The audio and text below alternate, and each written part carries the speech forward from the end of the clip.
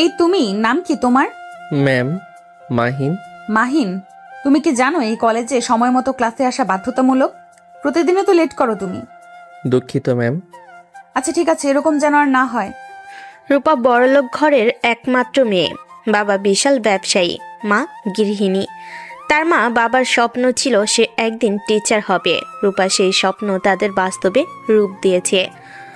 ওর দুজন বন্ধু আছে, একজনের নাম রিমি, আরেকজনের নাম শিফা। অন্যদিকে গরিব ঘরের ছেলে হচ্ছে মাহিন। বাবা মা দুজনেই অসুস্থ, তাই ঘরে একমাত্র ছেলে হিসাবে তার সব কিছু দায়িত্ব। সে অনেক কঠোর পরিশ্রমী। দৈনিক কলেজে গিয়ে ক্লাস করে, আবার কলেজ শেষে রিক্সা চালায়। সে অনেক সৎ। তারও দুজন বন্ধু, একজন রিয়াদ, আরেকজন তামিম। ওরা হচ্ছে মধ্যবিত্ত ফ্যামিলির ছেলে। মাহিমের সততা দেখে ওর সাথে বন্ধুত্ব করেছিল। সিটি কলেজ, সকালের সময়ে, সকাল 10টা। ক্লাসের দরজার বাইরে হালকা কোলাহল। রূপা ম্যাডাম নতুন জব শুরু করেছেন, মাত্র 3 সপ্তাহ হলো। সবাই জানে উনি সুন্দর, স্মার্ট, স্টাইলিশ, কিন্তু একটু অ্যাটিটিউড আছে। আজ রূপা পরেছে সাদা শাড়ি, সাথে নীল বর্ডার, খোলা চুল, চোখে হালকা কাজল। অসম্ভব সুন্দর লাগতেছে তাকে। ক্লাসে ঢুকে রূপা টেবিলের উপর বই রাখলেন, তারপর চোখ ঘুরালেন ক্লাস জুড়ে। তোমরা সবাই ঠিক মতো এসেছো তো? আজকের ক্লাসে আমি চাই কেউ দেরি করবে না। ঠিক তখনই দরজাটা ধীরে ধীরে খুলে যায়।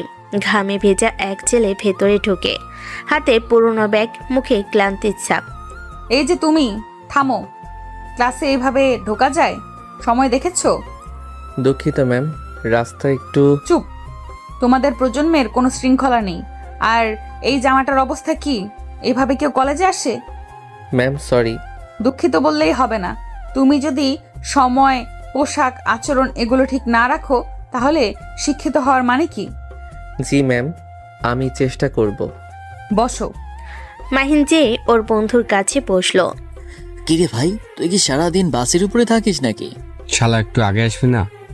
আরে ভাই, কাজ শেষ করতে লেট হয়ে গেছে। এখানে আমার কি দোষ বল? আমি কি ইচ্ছে করে বিয়ে করতেছি নাকি? রূপা আবার বোর্ডে লেখাই মন দেয়, কিন্তু তার চোখে অল্প অস্বস্তি। মনে মনে ভাবেন, এমন ছেলেরা কেন পড়াশোনা করতে আসে বুঝি না। করলে সঠিকভাবে করবে, সময় মতো সব কিছু করবে।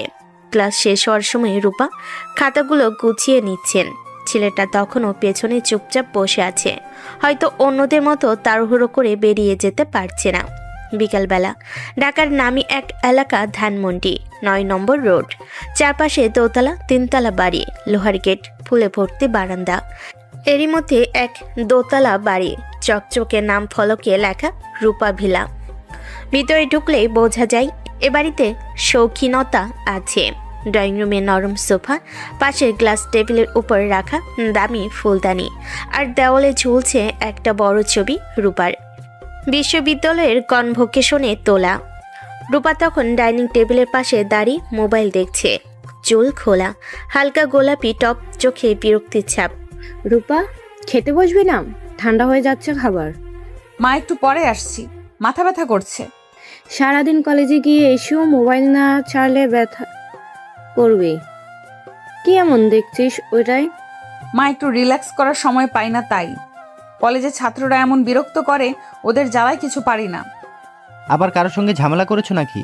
তোর এই গরম মেজাজ একটু কমাস। সবাই তো বলে আমাদের মেয়েটা সুন্দরী, বুদ্ধিমতী, কিন্তু রাগটা একটু বেশি।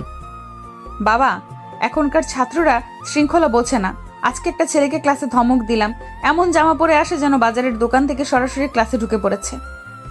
ওহো, তুই আবার কাকে কি বললি?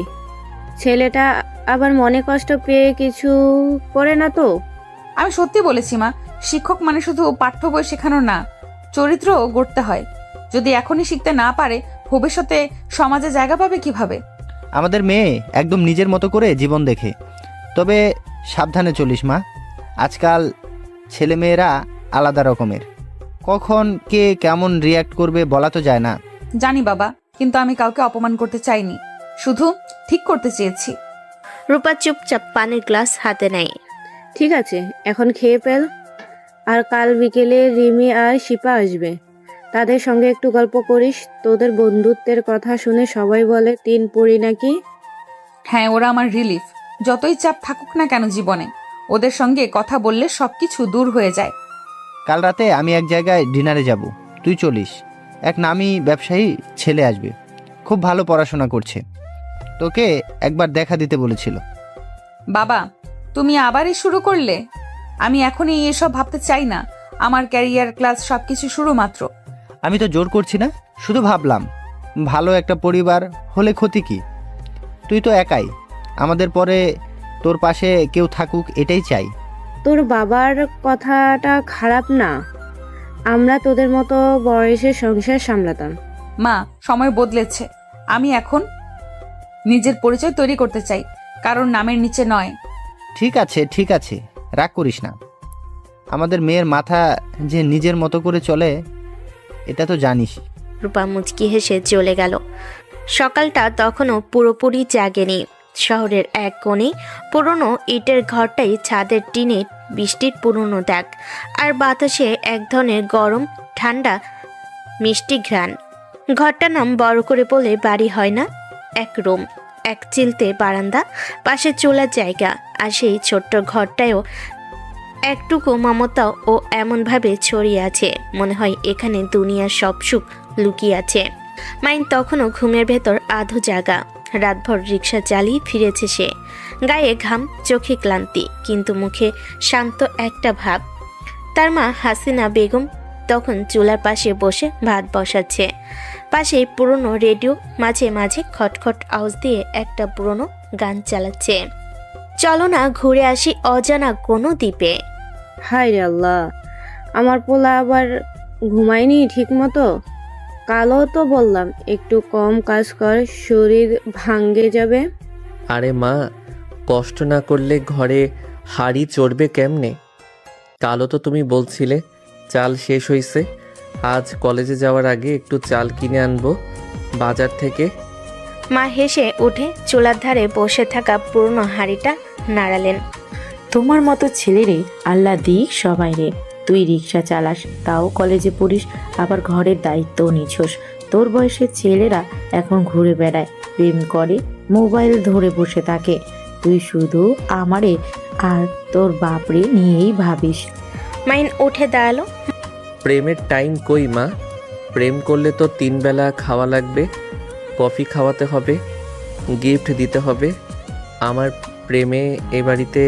মা চুপ করে গেল, চোখে জল চিকচিক করছে, কিন্তু হাসি দিয়ে ঢেকে দিলেন।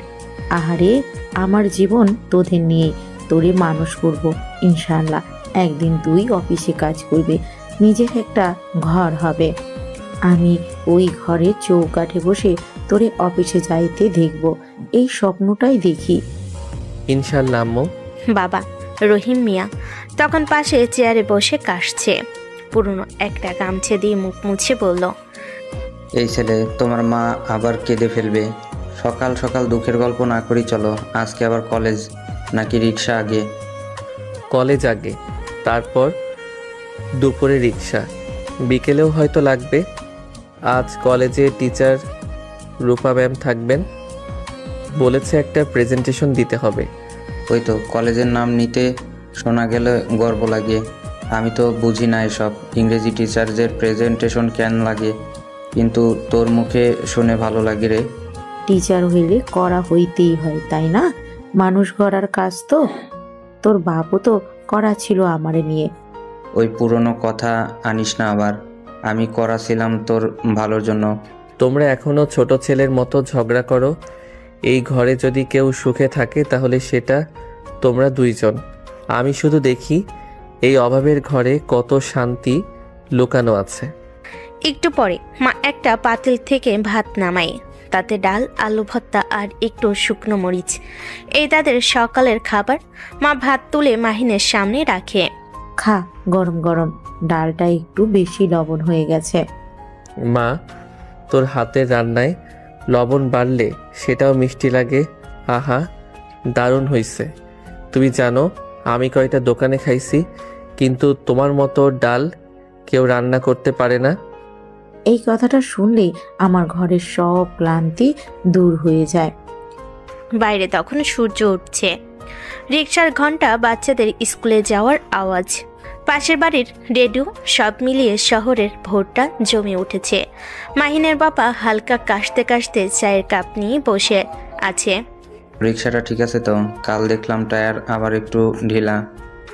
হ, ঠিক করব বিকেলে। মনু ভাইয়ের দোকানে দেব, উনি কম দামে কাজটা করে দেয়। বাবা, তুমি ডাক্তার দেখাও না কেন? কাশি বেড়ে গেছে। ডক্টর দেখাইতে টাকা লাগে রে। তুই রিক্সা চালাস, কলেজে পড়িস, আমি কেমনে চাই? তোর মা একটু গরম পানি দেয়, আর ওষুধের দোকানে যে সিরাপটা আছে সেটা খেলেই কেটে যায়। কেটে যায় না। আমি কাল ওই দোকানে যাবো, তোমার জন্য সিরাপ আনবো। এইবার আর না বলবা না। মাহিন খাবার খেয়ে উঠে দাঁড়ায়। শার্টটা একটু পুরনো কিন্তু ধোয়া পরিচ্ছন্ন।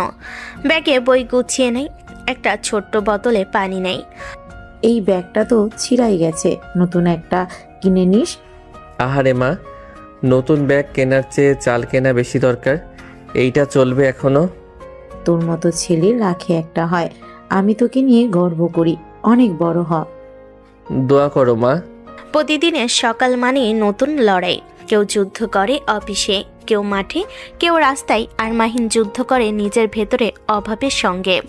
কিন্তু কলেজের গেট পেরোলেই সেসব ভুলে যায়, যেন দারিদ্র্যের সীমানা পেছনে ফেলে এক দণ্ড নতুন পৃথিবীতে ঢুকে পড়ে। যেন দারিদ্র্যের সীমানা পেছনে ফেলে এক খণ্ড নতুন পৃথিবীতে ঢুকে পড়ে। সকাল 8টা পেরোতেই কলেজের আঙ্গিনায় জমে উঠেছে এক অন্যরকম কোলাহল। কারো হাতে ক্রিকেট ব্যাট, কারো হাতে ফাইল, কেউ আবার গেটের পাশে দাঁড়িয়ে চা খাচ্ছে। চারপাশে ছাত্র ছাত্রীদের হাসি, গল্প, হুটহাট ফিসফিস, সব মিলিয়ে প্রাণবন্ত এক সকাল। গেটের ধুলোয় ভরা পথে ঢুকছে মাহিন। গেটের পাশে দাঁড়িয়ে আছে রিয়াদ, হাতে চা, মুখে বড় সড়ো হাসি। ওরে মাহিন, এদিকে রে ভাই। কই তুই? ভাবছিলাম আজকেও লেট মারবি। আরে না রে, আজ একটু আগে বের হইছি। মা ভাতটা তাড়াতাড়ি দিছে। আগে বের হয়েছিস তাও এই সময় এলি? তুই না একদিন বলেছিলি সময়ই টাকা? তাহলে বুঝি তোর টাকাও একটু দেরিতে আসে, হ্যাঁ? নে ভাই চা খা, আজকে বিল আমি দিব। তোদেরটাই তো খাই ভাই, কোন দিন খাওয়াতে পারলাম না। আল্লাহ বানাইলো গরিব। এই কথাটা বাদ দে ভাই, গরিব বললে গালি মনে হয় এখন। তুই আমাদের টিমের সেরা খেলোয়াড়, তোরে ছাড়া খেলা জমে কেমনি? খেলা? আজ আবার কি খেলা? আরে ভাই, শুনছিস না কলেজে নাকি ইন্টার ডিপার্টমেন্ট ফুটবল টুর্নামেন্ট হবে এই মাসের শেষ সপ্তাহে। আজ স্যার নোটিশ লাগাইছে বোর্ডে। সত্যি? আমি তো দেখলাম না। তুই ক্লাসে গেলে কেমনে দেখবি? সারাদিন তো কাজ আর ক্লাসের মাঝখানে ঝড়ের মতো চলাফেরা করিস। তোর নাম আমরা আগে দিয়ে দিছি, আমাদের টিমে ফরওয়ার্ড তুই। আরে ধুর, আগে জিগাইয়া নিস। আমি এখন রিক্সাও চালাই, কলেজে আসি, আবার খেলা খেললে শরীর টিকবে নাকি? ভাই তুই খেললেই টিম আগুন লাগে। গত বছর তুই না গোল মেরে কলেজ নাম কইরা দিছস। ওইটা ভাগ্য ছিল রে। তাও দেখি যদি সময় পাই খেলবো। ওরা সবাই হাঁটতে হাঁটতে ক্যান্টিনের দিকে যায়। ক্যান্টিনে পুরনো টিনের ছাদে সূর্যের আলো পড়ে চকচক করছে। ভিতরে একপাশে পাউরুটি, সিঙ্গারা, ডিম ভাজি, আর কোণে একটা পুরনো ফ্যান ঘুরছে ক্লান্তভাবে। ভাই এখন সিরিয়াসলি প্ল্যান করি, কে কোন পজিশনে খেলবো। আমি গোলকিপার থাকবো, আমার হাতে আগুন বল ধরবো, তবু মিস করবো না। ও আগুন আছে ঠিকই, কিন্তু গতবার হাতেই বল ঢুকাইছিলি, মনে নাই? তুই বল ধরবি না, বল তোরে ধরবে। এখন দেখি ম্যাচে কি হারে। তো যদি গোল না মারিস, আমি তোরে পিঠিয়ে চড়ে ঘুরাইবো মাঠে। সবাই হেসে উঠল। কথাবার্তা হাসি ঠাট্টার মাঝে ক্যান্টিনের মালিক হাসান চাচা এসে বলে, ওরে তোরা আজ টিফিন দিবি না নাকি? 1 কাপ চা খা, তারপর খেলা করিস। পড়াশোনা কেউ করে না আজকাল। চাচা আজকে টাকা নাই, কাল দেবো। জানি, কাল মানে কখনোই না। চাচা আমার নামে লিখে রাখেন, কাল আমি দিব।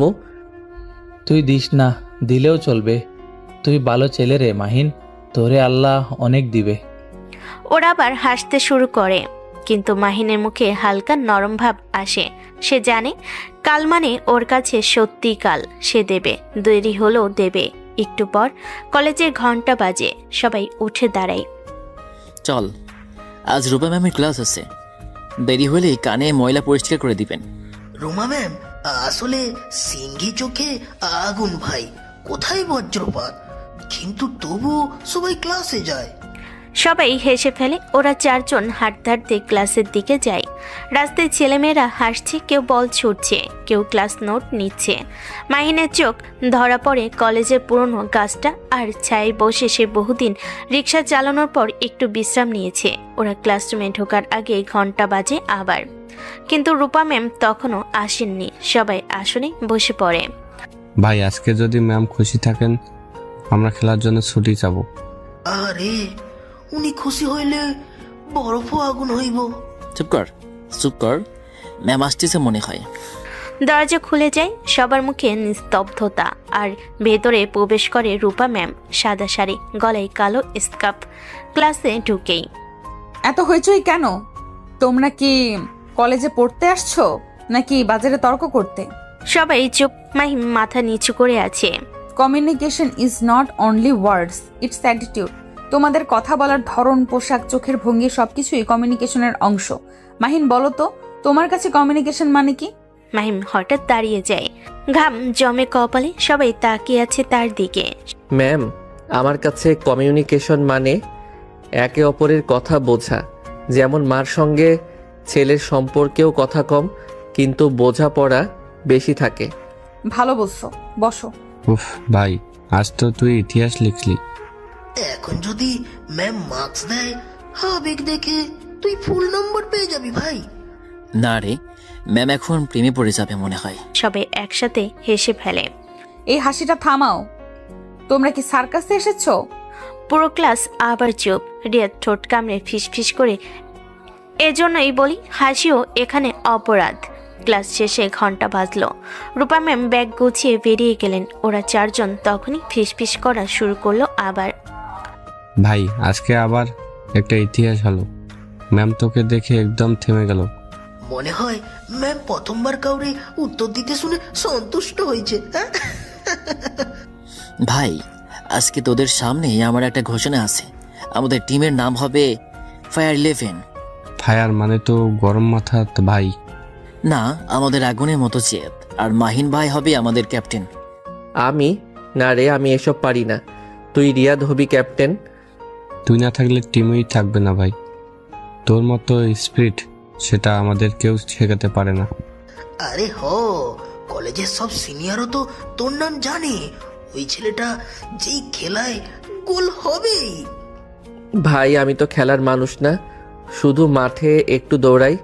দৌড়ে নেই তো জীবন ভাই। কেউ দৌড়ে টাকায়, কেউ স্বপ্নে। তুই দুটোই করছিস। চল মাঠে যাই, খালি পায়ে খেললেও একটা ওয়ার্ম আপ দেই। ওরা চারজন মাঠে যায়। বড় মাঠের একপাশে কাকেরা বসে আছে, কয়েকটা ছেলে বল মারছে। মাটিতে রোদ পড়েছে, বাতাসে শুকনা ধোলা। রিয়াদ বলটা পায়ে নিয়ে ছুড়ে দেয় মাহিনের দিকে। মাহিন মুহূর্তেই বলটা ধরে ঘুরে দাঁড়িয়ে তামিমকে পাস দেয়। বল যেন জীবন্ত, ওদের হাসির সঙ্গে নাচছে। গোল দে ভাই, গোল দে। মাহিন লাফিয়ে উঠে বলটাকে কিক মারে। বলটা সরাসরি মাঠের গোলপোস্টে আঘাত করে ফিরে আসে। সবাই হেসে ওঠে। ভাই তুই মানুষ না, রোবট। এইভাবে শট মারে কেউ? তাইলে কালই কোচের কাছে যাই, আমাদের টিমের নাম যায়। ভাই কালকে যদি ম্যাচ হয়, এই বলটা দিয়ে খেললে তো গোলের আগে ফেটে যাবে। তাহলে তো গোল দেওয়ার আগেই বিস্ফোরণ। আরে ভাই, এই বলটা তো ওই স্কুল টুর্নামেন্ট থেকে রয়ে গেছে, এতদিন ধরে আছে, এখনো মারা যায় না। মানে এরকম লেজেন্ডারি বল। আমাদের মতোই তো ভাই, ফাটা জামা, পুরনো জুতা, তবুও মাঠে নামিয়ে হাসি মুখে। ঠিক বলছিস ভাই। আমাদের টিমের নাম হওয়া উচিত লাস্ট হোপ। লাস্ট অফ মানে কি? শেষ আশার দল। ব্যানারেই লিখবো, আমরা হারলেও হাসি। লাস্ট হোপ মানে কি? শেষ আশার দল। ব্যানারেই লিখবো, আমরা হারলেও হাসি। না ভাই, আমি তামিমের নামটাই পছন্দ করি, ফায়ার 11। শুনতেই আগুন আগুন লাগে। নাম যাই হোক ভাই, আমরা যদি একসাথে খেলি সেটাই বড় ব্যাপার। আমি চাই আমরা শুধু টিম না, পরিবার হই। ওদের চারজনের কিছুক্ষণের জন্য ওরা চারজনেই কিছুক্ষণের জন্য চুপ হয়ে যায়। চারপাশে রোদ ঝলমল করছে, বাতাসে ঘাসের গন্ধ। দূরে কয়েকটা মেয়ে হাঁটছে, তাদের মধ্যে রূপাও আছে, কিন্তু মাহিনের চোখ পড়লেও সে চুপ করে থাকে। ভাই কালকে রূপা ম্যাম আবার কাকে বকবে জানিস? অবশ্যই তোরে, কারণ তুই রুটিনের শেষ ঘন্টায়ও আসিস। না ভাই, এবার নতুন ম্যাম শিকার খুঁজবে। সবাই হেসে ওঠে। মাহিন একটু অপ্রস্তুত হয়ে যায়। তোরা সব কিছুতেই ম্যামকে নিয়ে পড়ো কেন? উনি ভালো টিচার, সিরিয়াস মানুষ। ভাই সিরিয়াস মানুষরাও কখনো কখনো চোখে মায়া রাখে। আজকে তোকে জিজ্ঞেস করার পর ওনার চেহারায় কিছু একটা ছিল, বুঝলি?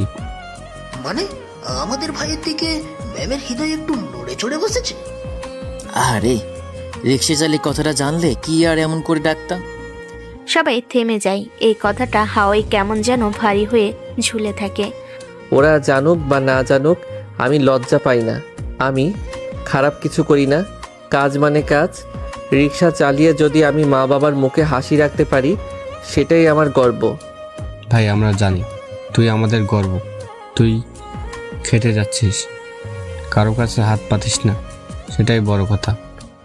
একদিন তো নিজের বাইক থাকবে ভাই, তখন তুই রিক্সা না স্পিডে স্বপ্ন চালাবি। হ্যাঁ, আর আমরা পেছনে বসে বলবো, ক্যাপ্টেন মাহিন স্পিড কমা। সবাই আবার হেসে ওঠে। হাসির ফাঁকে বাতাসে একটা সুখের গন্ধ ভেসে বেড়ায়। একটু পর ওরা ক্যান্টিনে যায়। ওরা বসে আছে একসাথে, সামনে 3 কাপ চা আর বিস্কিটের প্যাকেট। ভাই কালকের খেলায় কাদের সাথে আমাদের ম্যাচ? কমার্স ডিপার্টমেন্টের সাথে। ওরা কিন্তু শক্ত দল। রাফি ভাই আছে, ফুটবল খেলোয়াড়। রাফি ভাইয়ের নাম শুনে ভয় পাস না, আমি আছি।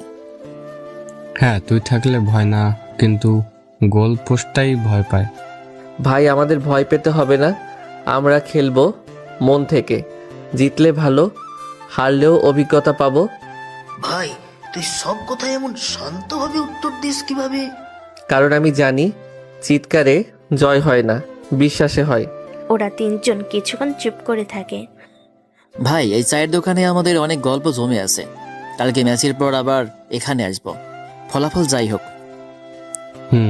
আর যদি জিতি তখন পুরো ক্যান্টিনে চা খাওয়াবো।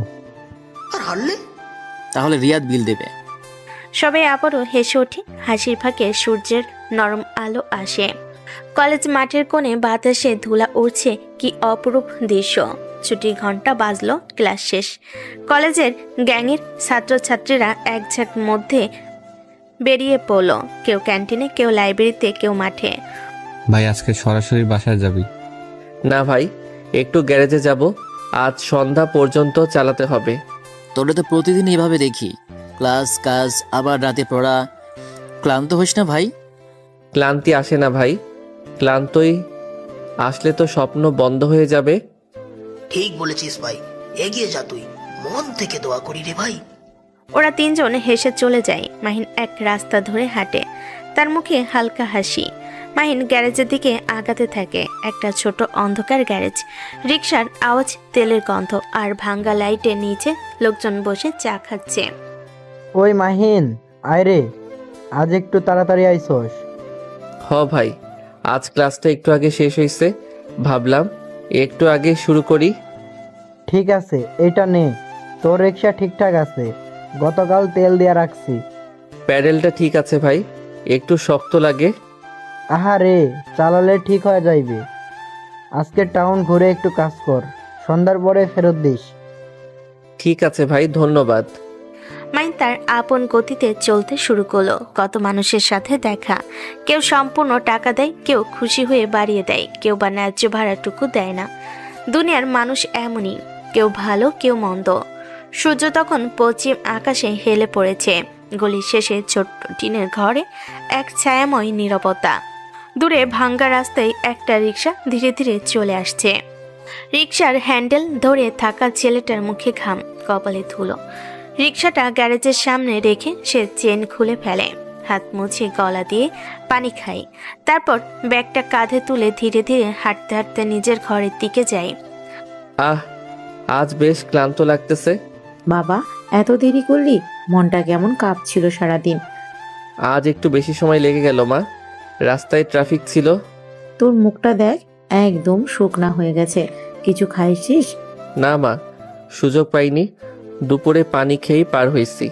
মা তাড়াতাড়ি একটা মাটির গ্লাসে পানি ঢেলে দেয়, সামনে বাড়িয়ে ধরে। এইটা খা, তারপর হাত মুখ ধুয়ে আয়, গরম ভাত রেডি আছে।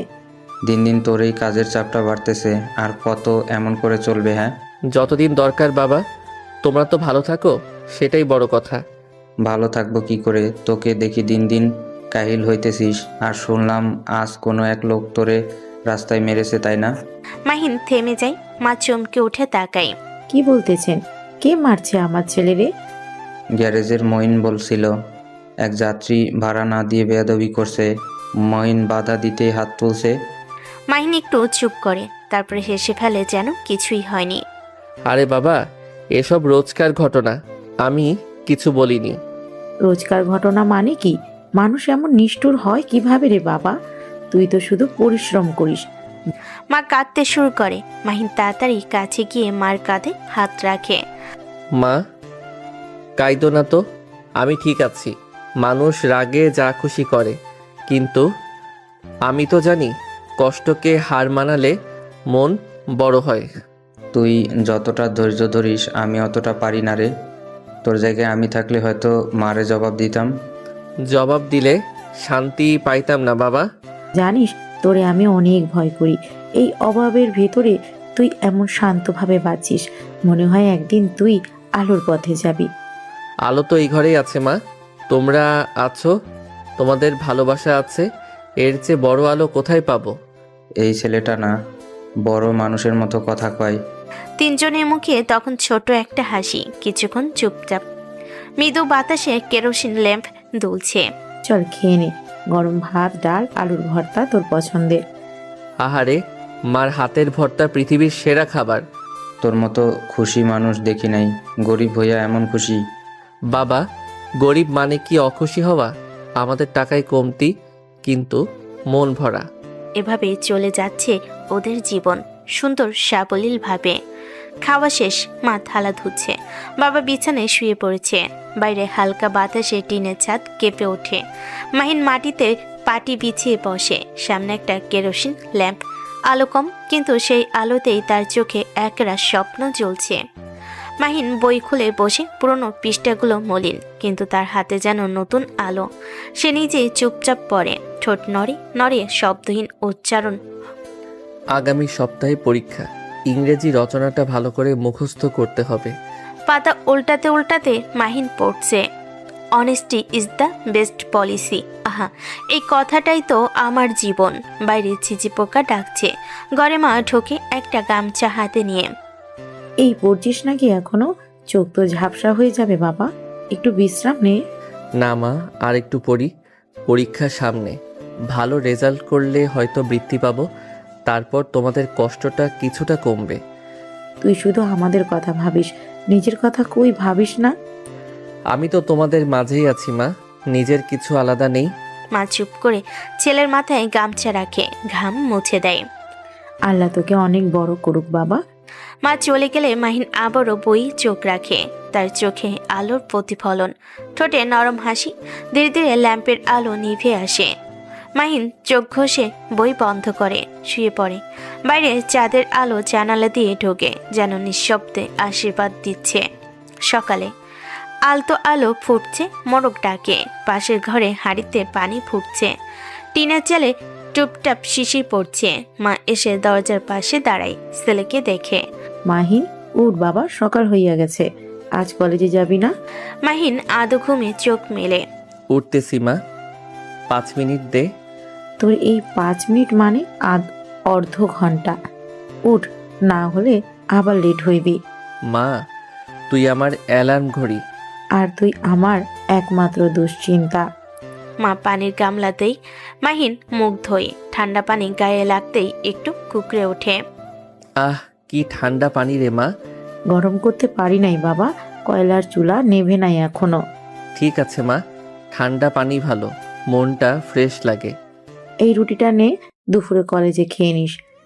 তুমি কিছু খাওনি? আমি খেয়ে নিব পরে, তুই এখন চল। দোয়া করো মা। আল্লাহ তোকে হেফাজত করুক বাবা। কলেজের মাঠে ভোরের আলো ছড়িয়ে পড়েছে, চারিদিক হালকা কুয়াশা, মাঠে কচি ঘাসে শিশির। গেটে ঢুকছে মাহিন, ব্যাগ ঝোলানো, গায়ে পরিষ্কার হলো পুরনো জামা, চোখে আত্মবিশ্বাস, ঠোঁটে হাসি। দূর থেকে রিয়াদ হাত নেড়ে ডাকছে। এইদিকে আয় ভাই। আরে মাহিন, আজ কিন্তু তুই বেশ স্মার্ট লাগতেছিস। কোনো প্রেমিকা আসতেছে নাকি? প্রেমিকা না বেটা, প্রেমিকা পাস কোন জায়গা দিয়া? তোমার চোখ গেছে তাই বন্ধু এমন লাগতেছে। আরে তাই নাকি ভাই? সবাই হেসে ওঠে, মাহিনও হেসে কাঁধে হাত রাখে তানজিলের। তোমরা বন্ধুরা না থাকলে আমি হয়তো হাসতেই পারতাম না। ওই রিক্সা চালানোর কাজের পরও তুই যেভাবে এনার্জেটিক থাকিস, আমাদের শেখা উচিত তোর থেকে। কাজ মানে কষ্ট না ভাই, কাজ মানে দায়িত্ব। আমি ওটা করেই খাই, তাই ওটাই আমার গর্ব। সবাই চুপ করে, মুহূর্তের জন্য নীরবতা নামে। তারপর তামিম পরিবেশ হালকা করতে বলে, আজ বিকেলে ফুটবল ম্যাচ আছে, তুই আসবি তো? গ্যারেজে কাজ থাকলে আসতে পারবো না ভাই, তবে শেষ হলে অবশ্যই মাঠে যাব।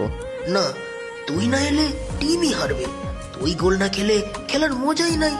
দেখি রে, চেষ্টা করব। এখন মাহিন ক্লাস করছে, সামনে শিক্ষক ব্ল্যাকবোর্ডে সূত্র লিখছেন। সে মনোযোগ দিয়ে শুনছে আর খাতায় টুকে নিচ্ছে। পাশের বন্ধুরা মাঝে মাঝে চুপি চুপি হাসছে, কিন্তু বন্ধুদের কেউ কেউ তা খেতে চায়, কেউ গল্পে মেতে ওঠে। কিন্তু মাহিন চুপচাপ ব্যাগ কাঁধে নেয়, কলেজ গেটের পাশে দাঁড়িয়ে এক মুহূর্ত। মাহিনের মনে তখনও কাজের তাগিদ। একটা বৃদ্ধা মানুষ উঠছে আর তার রিকশায় কেউ বাজারে ব্যাগ দিচ্ছে, কেউ স্কুল থেকে নামছে। রিকশার ঘন্টি বাজে, চাকার শব্দ যেন গান বাজে। সেই গান কেবল সে শোনে, ঘাম ঝরে, তবু তার মুখে একটা শান্তি, কারণ সে জানে এই কষ্টটাই তার স্বপ্নের সিঁড়ি। কাজ শেষে বাসে চলে আসে, বাসে খাওয়া দাওয়া করে বিকালে মাঠে যায়, কারণ আজকে খেলা। মাঠে বড় বড় ব্যানার টানানো, চারিদিকে ছাত্রদের ভিড়, কেউ হুইসেল বাজাচ্ছে, কেউ ব্যানার নেড়ে চিৎকার করছে। বাতাসে উত্তেজনা টকবক করছে। ক্যামেরা ঢোকে মাঠের এক কোণে। এখানে 4 জন বন্ধু দাঁড়িয়ে, রিয়াদ, তামিম, তানজিল আর মাহিন। 4 জনের মুখে উচ্ছ্বাস, কিন্তু মাহিনের চোখে একটু লজ্জা। ওই ভাই মাহিন, আজকে কিন্তু হেরে গেলে তোরে আমরা বাসে ঢুকতে দিব না। একদম ঠিক কইছিস, আজকে কিন্তু খেলার দিন, কলেজের সুনাম। আমি তো জার্সিটা একদম ধুইয়া ইস্ত্রি কইরা আনছি, কিন্তু আমাদের টিমের ক্যাপ্টেন যদি দুর্বল হয়ে পড়ে তাহলে কিন্তু গোলের আশা নাই ভাই। আরে ভাই রে, তোরা এমন করতেছ কেন? আমি তো ভয় পাই না, তবে আজ রোদটা জঘন্য। রোদ না থাকলে মাঠ কেমন লাগে? সূর্যের আলো ছাড়া খেলা হয়? তোরে দেখে তো মনে হয় তুই সূর্যকেও হারাই দিবি। আরে ওরে দেখ, হাসতেছে। এখন ঠিক গোল না দিলে কিন্তু ওর হালুয়া বানাবো। গোল আমি দেব ভাই, চিন্তা করো না। তবে টিম ওয়ার্ক না থাকলে গোল হইব না। একা আমি কিছু করতে পারবো না। এখনো লেকচারে নামছিস? মাঠে লেকচার না দিয়ে গোল দে, বুঝাছিস? এখন বল, তুই ফরওয়ার্ডে খেলবি, আমি মিডি, তানজিল ডিফেন্সে আর তামিম গোলকিপার। বাকিরা যার যেমন চায় তেমন পজিশনে খেলুক, ঠিক? আরে গোলকিপার আমি হই, মানে আমার দিকে কেউ আসলেই গোল হইব না, এই নিশ্চয়তা দিচ্ছি। গতবারের মতো বল ধরার বদলে মাথায় খাইবি না তো? চুপ কর, ওটা দুর্ঘটনা ছিল, বলটা বাঘ খাইছিল, বুঝছিস? সবাই হেসে ওঠে। তোমরা হাসো হাসো, পরে দেখবো নে কি করো তোমরা। দূরে হুইসেলের শব্দ শোনা যায়। খেলাটা শুরু হবে। মাঠের ওপারে প্রতিপক্ষ দল দাঁড়িয়ে, রঙিন জার্সি, আত্মবিশ্বাসী চেহারা। ওদের দেখ, মনে হয় ওরা বিশ্বকাপ খেলতে নামছে। মাঠের মাঝখানে 2 টিম দাঁড়ানো, হুইসেল বাজে, খেলা শুরু। রিয়াদ, পাস দে ভাই, পাস দে, আমার সামনে জায়গা খালি। 1 সেকেন্ড দে, বল এখন আমার পায়ের নিচে, একটু ড্রিবল মারি। বেশি ড্রিবল না, নইলে বল হারাবি। রিয়াদ হেসে পাস দেয়, মাহিন বল ধরে, এক ডিফেন্ডার পেরিয়ে যায়, দর্শকরা চিৎকার দেয়। ওরে ভাই, দৌড় দে, দৌড় দে। মাহিন বল নিয়ে এগোয়, কিন্তু হঠাৎ ডিফেন্ডার ব্লক করে ফেলে দেয়। ফাউল? রেফারি এটা স্পষ্ট ফাউল। রেফারি হুইসেল বাজিয়ে ফ্রি কিক দেয়। সবাই একসাথে চিৎকার করে ওঠে। মাহিন উঠে পড়ে, হাঁটু মুছে হাসে। কিছু না ভাই, আমি ঠিক আছি। এটা তো খেলারই অংশ। ভাই তুই কেমন মানুষ, সবাই রাগ করে আর তুই হেসে উঠে পড়িস। রাগ করলে মন ভার হয় ভাই। আমি খেলতে এসেছি, রাগ করতে না। খেলা এগোচ্ছে, সময় কমে আসছে, স্কোর 1-1, দর্শক উত্তেজিত। ভাই এই শেষ 5 মিনিটে যদি গোল না দিই তাহলে কিন্তু আমাদের নাম থাকবে ইতিহাসে ড্র টিম। এবার শুধু মাহিনের উপর ভরসা। ভাই রক্ষণের দায়িত্ব আমি নিচ্ছি, কেউ ঢুকতে পারবে না। রিয়াদ বল পাস দেয়, মাহিন পায়ের নিচে নাই, সামনে 3 জন ডিফেন্ডার। দর্শকদের চিৎকার, মাঠে গর্জন। মাহিন প্রথম ডিফেন্ডারকে পাশ কাটিয়ে যায়, দ্বিতীয় ঘুরে পেরিয়ে যায়, তৃতীয় জন সামনে আসে। সে হঠাৎ বলটা হালকা করে লব করে, তারপর নিচে ছুটে গিয়ে বলটা আবার নেয়। ভাই শট দে দে ভাই। মাহিন বলটা তুলে নেয়, এক ঝটকায় কিক করে দেয়। বল বাতাসে ঘুরে গোলপোস্টের দিকে ছুটে যায়, আর সেই মুহূর্তটাই যেন সময় থেমে যায়। বলটা বাতাসে উড়ে সূর্যের আলোয় ঝিকমিক করে, আর তারপর জালে গিয়ে লেগে থামে। গোল। মাঠ জুড়ে চিৎকার, গর্জন, হাততালি। মাহিন দাঁড়িয়ে নিঃশব্দে হাসছে। কেউ তার নাম ধরে ডাকছে, কেউ ছুটে এসে জড়িয়ে ধরছে। বন্ধুরা তাকে কাঁধে তুলে নেয়। তামিম চেঁচিয়ে বলে, আমরা জিতেছি ভাই। রিয়াদ আর তানজিল হাততালি দিচ্ছে। সূর্য তখন ধীরে ধীরে ডুবে যাচ্ছে মাঠের পেছনে। ঘামের গন্ধ, ধুলোয় ধোয়া আর সেই হাসির শব্দে ভরে গেছে চারপাশ। খেলা শেষে সবাই বাড়ি চলে যায়। পরের দিন সবাই আবার ক্লাসে আসে। ভাই ভাবতে পারছিস আমরা আসলে ফাইনালে চলে গেছি। এই কলেজের ইতিহাসে এইবারও আমাদের ডিপার্টমেন্ট ফাইনালে যায়নি। ভাই আমি এখনই বিশ্বাস করতে পারতেছি না, গতকাল তো মাঠে আমরা আগুন লাগিয়ে দিছি। আগুন লাগাইছিস ঠিকই, কিন্তু বল ধরার জন্য যে তুই হোঁচট খাইছিলি সেই দৃশ্যটা এখনো আমার চোখে ভাসে ভাই। ওইটা ছিল নাটকীয় স্লাইড, বুঝছিস? ওইটা দর্শক টানছিল। হ্যাঁ রে, ওর ওই স্লাইডে আমার হৃৎপিণ্ড বন্ধ হয়ে যাচ্ছিল। মনে হয়েছিল বল গোল পোস্টে ঢুকবে। কিন্তু শেষে কি হইল? মাহিন ভাইয়ের কিক একদম সিনেমার মতো, বল জালে লাগেই সবাই দাঁড়িয়ে চিৎকার করছিল, মাহিন মাহিন। ভাই ওই মুহূর্তটা আমি কোনোদিনও ভুলবো না রে। ওইটা শুধু গোল না, ওইটা আমাদের একটা পরিশ্রমের ফল ভাই। একদম ভাই, আমরা শুরুতে সবাই হাসতো, বলতো এই ছেলেরা খেলে কি। এখন তারা মাঠে এসে বসে আমাদের দেখতেছে। ওদের মুখ বন্ধ করে দিছি ভাই। মাহিন তুই জানিস, তোর ওই গোলটা না দিলে আজ আমরা এখানে বসে গল্প করতাম না। আমি একা কিছু না ভাই, তোরা না থাকলে গোলও হতো না। রিয়াদের পাস না থাকলে বল পেতাম না। তানজিল না থাকলে ডিফেন্স ভাঙতাম না। তামিম না থাকলে গোল বাঁচত না। আরে থাম থাম, এখন লজ্জা দিস না। তুই আমাদের নেতা ভাই, এই মাঠে সবাই তোরে ক্যাপ্টেন বলে। হ্যাঁ ভাই, এখন থেকে তুই আমাদের ক্যাপ্টেন মাহিন। ভাই জানিস আমি রাতে ঘুমাইতে পারিনি, বারবার মাথায় ঘুরছিল আমরা ফাইনালে। আমিও ভাই ভাবছিলাম এই খেলাটা যদি আমরা জিতি তাহলে পুরো কলেজে আমাদের নাম থাকবে। শুধু কলেজে না ভাই, তখন আমি ফেসবুকে স্টোরি দিব আমরা চ্যাম্পিয়ন। ফেসবুকের আগে প্রথমে জিততে হবে ভাই। ফাইনালের টিম কিন্তু আগেরবারের চ্যাম্পিয়ন, ওরা একদম প্রো লেভেল খেলোয়াড়। আমি জানি, ওদের খেলা আমি দেখেছি। ওরা শক্তিশালী, কিন্তু ভয় পাবো না। ঠিকই কইছস ভাই, ভয় না পাওয়াই আসল শক্তি। কিন্তু ভাই আমি একটু চিন্তায় আছি, আমাদের বুক ফাটা জার্সি ছিঁড়ে গেছে। মাঝে হালকা বিরতি, গাছের ছায়া লম্বা হয়েছে। মাহিন ব্যাগ থেকে পানি বের করে খায়। ভাই তুই কাল রিক্সা চালাতে গেছিলি, খেলার পর তোর শরীর ব্যথা ছিল না? গেছি ভাই, কষ্ট তো আছেই, কিন্তু ঘরে বসে থাকলে মা চিন্তা করে।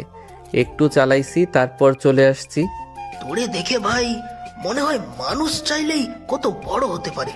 কষ্টে থেকেও তুই হাসিস, অন্যের ভালো চিন্তা করিস। সত্যি ভাই, তুই আমাদের অনুপ্রেরণা। আরে ছাইরা দে ভাই, এসব বড় কথা বলিস না। আমি শুধু আমার কাজটা করি, আর কাজ করতে ভালো লাগে।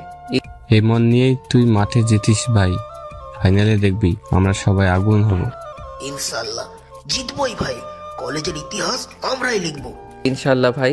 এখন সবাই উঠি, চল ক্লাস করে বাসায় চলে যাব। হ্যাঁ হ্যাঁ চল। দরজা খুলতেই প্রবেশ করে রূপার প্রিয় বান্ধবী রিমি আর শিফা। দুজনেই উচ্ছল ঝলমলে, একদম শহুরে মেয়ে, হাতে উপহার, মুখে খুশি। আরে ম্যাডাম, আজ এমন মুখ করে বসে আছো কেন? তোমার বাড়িতে ঢুকে তো মনে হচ্ছে কেউ মারা গেছে। হ্যাঁ, সকালে দেখলাম তুমি ক্লাসে আগুনের মতো রেগেছিলে। কি হয়েছে বলো তো? কিছু না, শুধু ক্লাসের কিছু ছাত্র আছে যারা সময়ের মূল্য বোঝে না, ওদের কথাই ভাবি, আর আমি সেজন্যই রেগে গিয়েছিলাম। উফ রূপা, তুমি জানো পুরো এক অফিসার। আজকে ক্লাসে সবাই কাঁপছিল ভয়ে। আমি তো দূর থেকে দেখছিলাম, তুমি যেভাবে তাকিয়েছিলে মনে হয় ওদের অর্ধেক ছেলেপিলের হার্টবিট বন্ধই হয়ে গিয়েছিল। কিন্তু মাঝে মাঝে তোমার একটু বেশি সিরিয়াস হওয়া উচিত নাকি? কলেজ তো শুধু পড়াশোনার জায়গা না, অনেক সময় মানুষকে বোঝারও জায়গা। ওহ, এখন আমাদের শিফা ম্যাডাম মানবিকতা পড়াবে? মুখে হাসি, সবাই হেসে ওঠে। না, সত্যি বলছি রূপা, তুমি অনেক ভালো শিক্ষক, সবাই জানে। কিন্তু তুমি কখনো কখনো এত কঠোর হয়ে যাও যে ছাত্ররা তোমার কাছে কিছু বলতে ভয় পায়। ভালো লাগা আর ভয় পাওয়া দুটোই শ্রদ্ধার অংশ শিফা। আমি চাই ওরা আমার সামনে দায়িত্ব বুঝে কথা বলুক।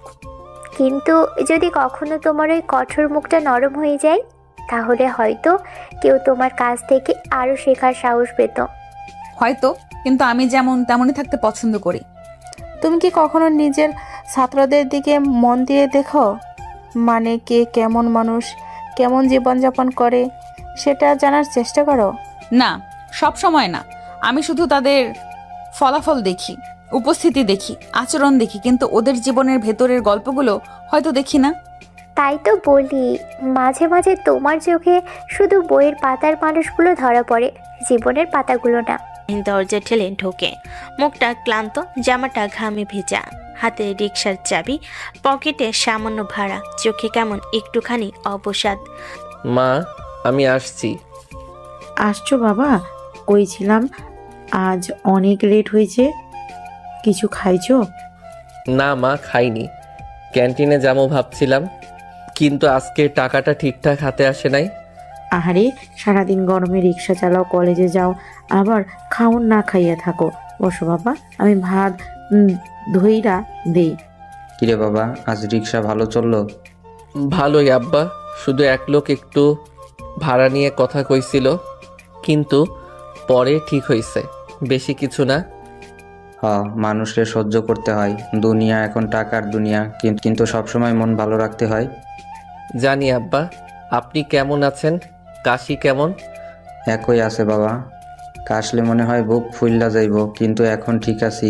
তোর মা সকালে থেকে লবণ গরম পানি কইরা দিছে, সেইটাই গড়গড়া দিছি, একটু আরাম পাইছি। এইটারে তুই আরাম কো? 3 দিন ধরে কাশি থামতেছে না, তারপরও কাজ করতে চাও। আমি কইলাম না রেস্ট নাও?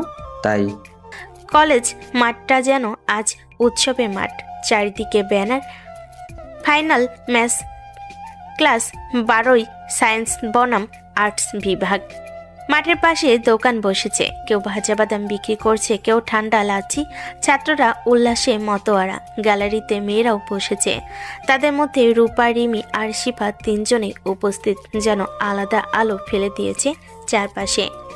এই ভাই, আজকে যদি হেরে যাই আমি কলেজে মুখ দেখাবো না। হারবো কেন? আমাদের দলে মাহিন আছে রে, 1 গোল দিলেই পুরো গ্যালারি ফাটবে। তবে ভাই, চাপ অনেক। আজকে তো ম্যাডাম রূপাও আসছে নাকি? তুই দেখি খবর রাখোস ভালোই। রূপা ম্যাডাম আসছে মানে এখন মাহিনের সামনে একটু বাড়তি দর্শক চাপ। চুপ কর পাগল, ওর নাম নে না সামনে। তোমরা আবার কি ষড়যন্ত্র করতেছো? কিছু না ভাই, রূপা ম্যাডাম আসছে এই খবর দিছি। ও আচ্ছা, থাক, ম্যাডাম দেখুক খেলা, আমাদের কাজ মাঠে ভালো খেলা। এই হচ্ছে আমাদের ক্যাপ্টেন, একটু টেনশন করে না ভাই। মাইকে বলতেছে ভদ্রমহিলা ও ভদ্রলোকগণ, আজকের দিনটা আমাদের কলেজের জন্য এক বিশেষ দিন। ফাইনাল ম্যাচ শুরু হতে যাচ্ছে কিছুক্ষণের মধ্যে। 2 দলই প্রস্তুত, সায়েন্স বনাম আর্টস। সবাই হাততালি দিল, পুরো মাঠ হাততালি ঝড়। ছাত্ররা চেঁচাচ্ছে, ঢাক বাজছে, পতাকা উড়ছে, রেফারির হুইসেল বাজলো, মাঠে একসাথে দৌড় শুরু হলো। বলটা ছুটে গেল ঘাসের উপর দিয়ে, ধুলোয় মেঘ উড়ে উঠল পায়ের তলে। মুহূর্তের মধ্যে সায়েন্স আর আর্টস দলের সংঘর্ষ শুরু। এক একটা ট্যাকল যেন বজ্রপাতের মতো, এক একটা পাত যেন তলোয়ারের মতো ধারালো। মাঠে শব্দের বুটের আওয়াজ, বলের ধাক্কা, দর্শকদের গর্জন সব একসাথে মিলেমিশে যেন এক রণক্ষেত্র।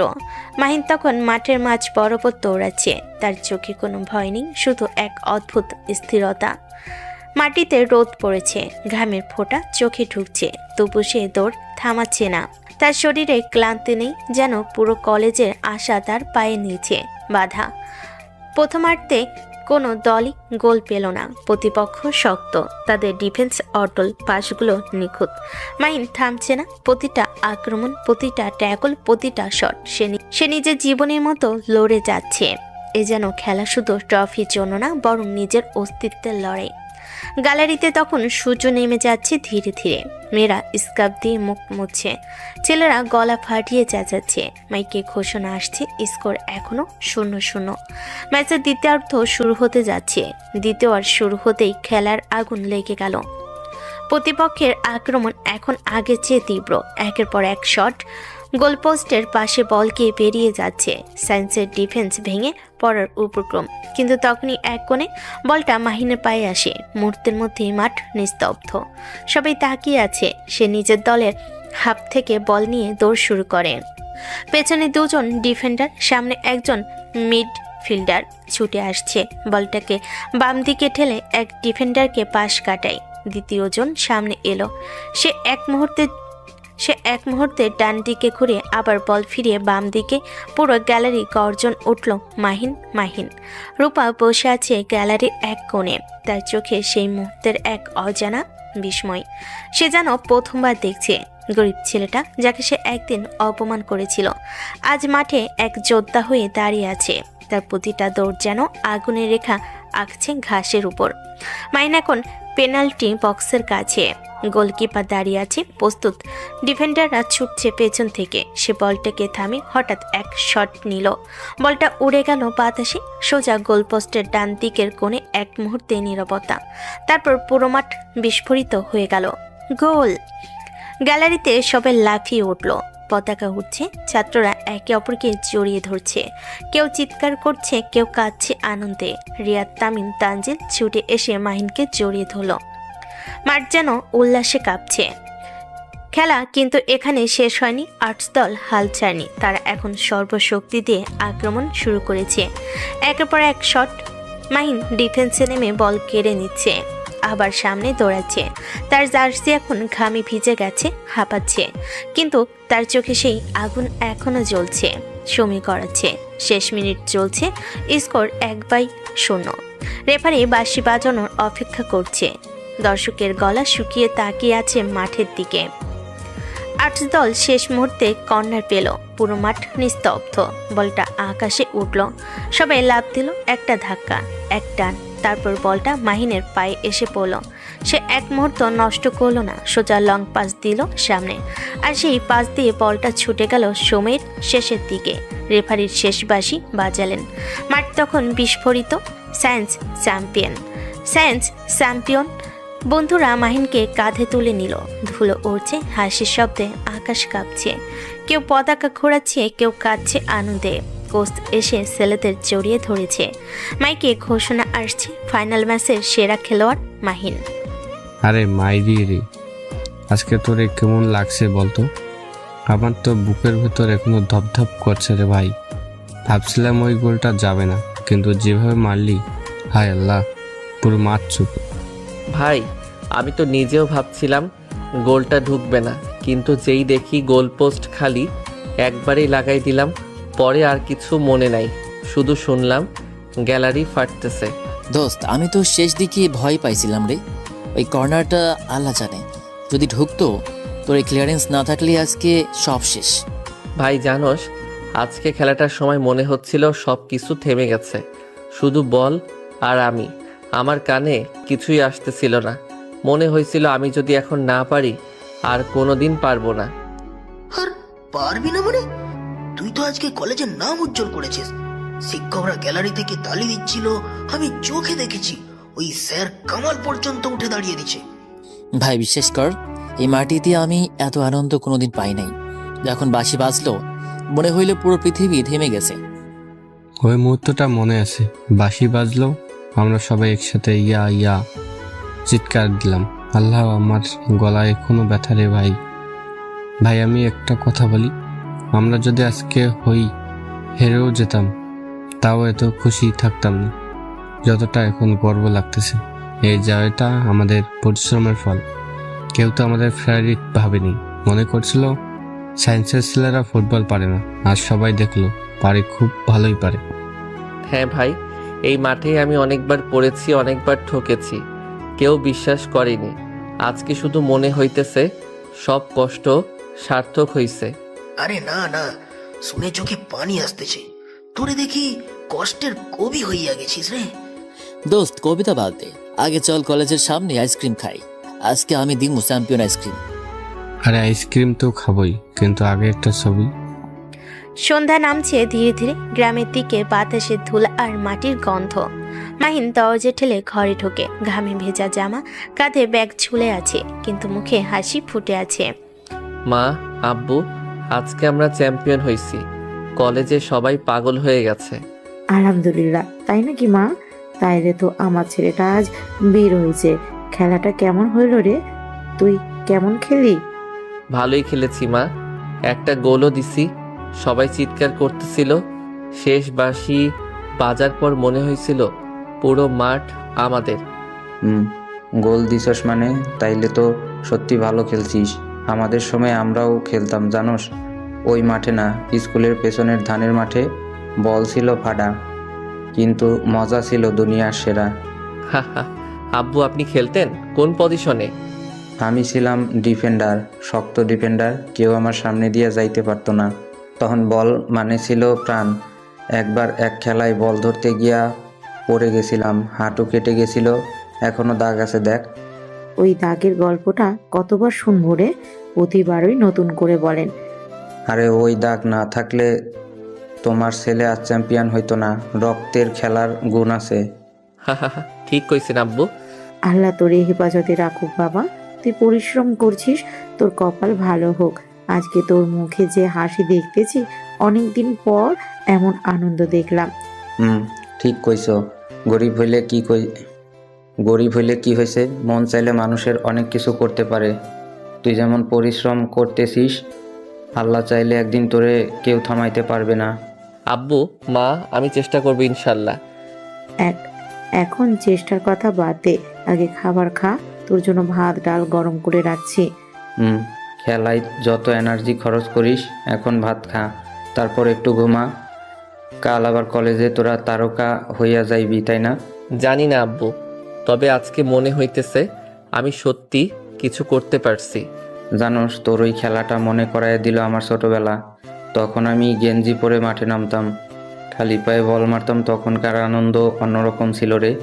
এখন দেখি তোরা কলেজে খেলিস, গোল করিস, মনে হয় সময় কত বদলাইছে। সময় বদলাইছে ঠিকই, কিন্তু খেলাটার মজা ঠিক একই রকম আছে আব্বু। মাঠে নামলে সব কিছু ভুলে যাই। তাই বুঝি আজকে হাসি থামতেছে না? তোর চোখ মুখে যে আনন্দ দেখতেছি, মনে হইতেছে আজকে ঈদ। আজকে সত্যি ভালো লাগতেছে মা। আমরা গরিব, কিন্তু আজকে মনে হইতেছে আমি কারো থেকে কম না। ঠিক, এই কথাটা আমার ভালো লাগলো। মনে রাখিস, মানুষকে বড় বানায় টাকা না, মন থাকলে তুই যে কোনো কিছু করতে পারবি। আল্লাহ তোরে আশীর্বাদ দিক মা।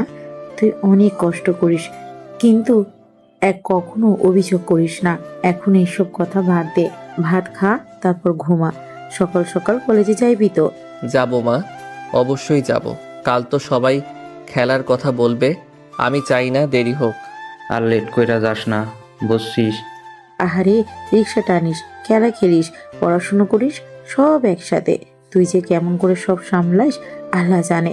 মা, কখনো কষ্ট হয়, কিন্তু তোমার মুখের দিকে তাকালেই মনে হয় সব ঠিক হয়ে যাবে। আহারে, তোর মতো ছেলের মা হইয়া গর্ব লাগে আমার। অন্যদিকে রূপা ওরা তিনজন ফুচকা খেয়ে বের হয়েছে। ফুচকা খেয়ে ওরা মার্কেটের দিকে রওনা শুরু করেছে। এই রূপা, ওই যে সামনের দোকানে গোলাপি শাড়ি দেখছিস, একদম তোর জন্য বানানো। এই গরমে শাড়ি পরবো আমি? দূর, শাড়ি পরলেই লাগে যেন বুড়ি হয়ে গেছি। বুড়ি তুই হবি না, কিন্তু এই কথাটা শুনে শাড়িও রেগে গেছে এখন।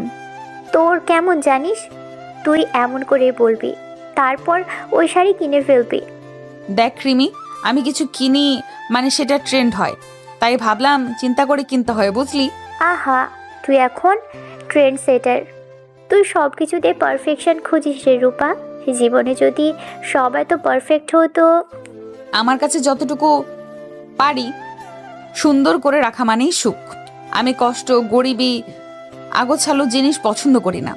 তোর এই একটা কথাই কেমন জানি লাগে রে। কষ্টকেও এক ধরনের সৌন্দর্য আছে, তুই দেখিস না। আমি কষ্টের দিকে তাকাতে চাই না শিফা, ওটা আমার জগৎ না। দরজায় দাঁড়িয়ে আছে মাহিন। বুকের ভেতর নিঃশ্বাস ওঠানামা করছে, ঘাম ঝরছে কপাল বেয়ে। হাতে পুরনো ব্যাগ, জামার গলার একটু ভাঁজ পড়ে গেছে, মুখে কষ্টের ছাপ, কিন্তু চোখে লজ্জার দাগ। সরি ম্যাম, আজ সকালে প্রতিদিন এই একই ব্যাপার। তুমি কি ভাবো কলেজটা তোমার বাড়ির উঠান নাকি যখন ইচ্ছা তখন আসবা? ভাই এবার তো শেষ, আজকে আর ওকে বাঁচাতে পারবো না। থাম, কিছু বলবি না, দেখ। রূপার গলা স্বর তীক্ষ্ণ হতে থাকলো। পুরো ক্লাসের সামনে যেন বজ্রপাত নামলো। আমি জানি না তোমার মাথায় কি ঘুরে। তুমি কি ছাত্র নাকি কলেজে শুধু হাজিরা দিতে আসো? তোমার জামা কাপড়ের অবস্থা দেখেছো? এভাবে ক্লাসে আসা যায়? দুঃখিত ম্যাম, আসলে সকালে একটু থামো, প্রতিদিনই তুমি কোনো না কোনো অজুহাত দাও। একদিন ট্রাফিক, একদিন বৃষ্টি, একদিন কাজ। তুমি কি বোঝো না শিক্ষার্থী মানে শুধু বই পড়া না, নিজের সম্মানও বজায় রাখতে হয়। এমন ছেলেদের জন্যই আজকাল ক্লাসের মান নিচে নামছে। পুরো ক্লাস নীরব, কারো চোখে সাহস নেই তাকানোর। মাহিনের চোখে শুধু অসহায়তা। সে জানে এসব কথার জবাব দিলে আরো বড় ঝামেলা হবে, তাই চুপ করে দাঁড়িয়ে থাকে। তোমার জামাটার দিকে তাকাও তো একবার। এই কাপড় পরে কেউ ক্লাসে আসে? তোমার মধ্যে এক ফোঁটাও শালীনতা নেই। কোন মানসিকতা নিয়ে এখানে পড়তে আসো? ম্যাম, আমি চেষ্টা করি, কিন্তু কিছু কারণে। চেষ্টা? তোমার চেষ্টা মানে কি?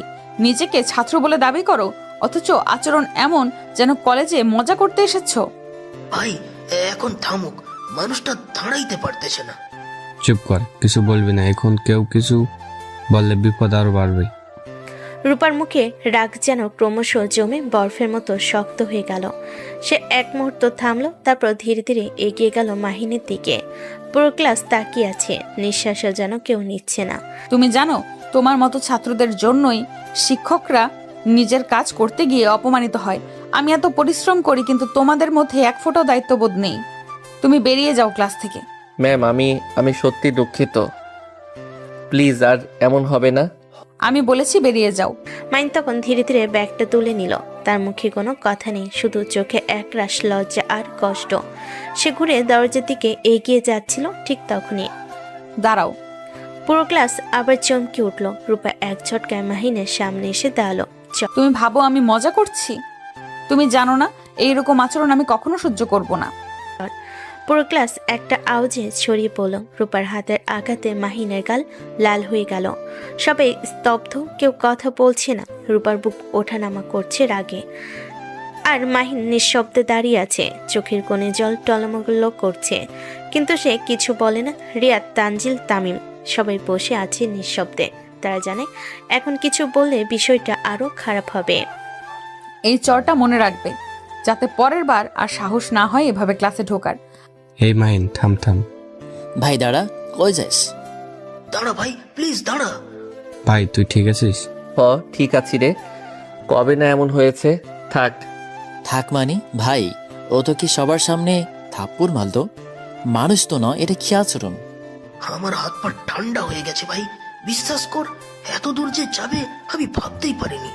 ভাই রাগ করিস না, ও ম্যাম শিক্ষক, আমি ছাত্র, ও রাগ করার অধিকার আছে।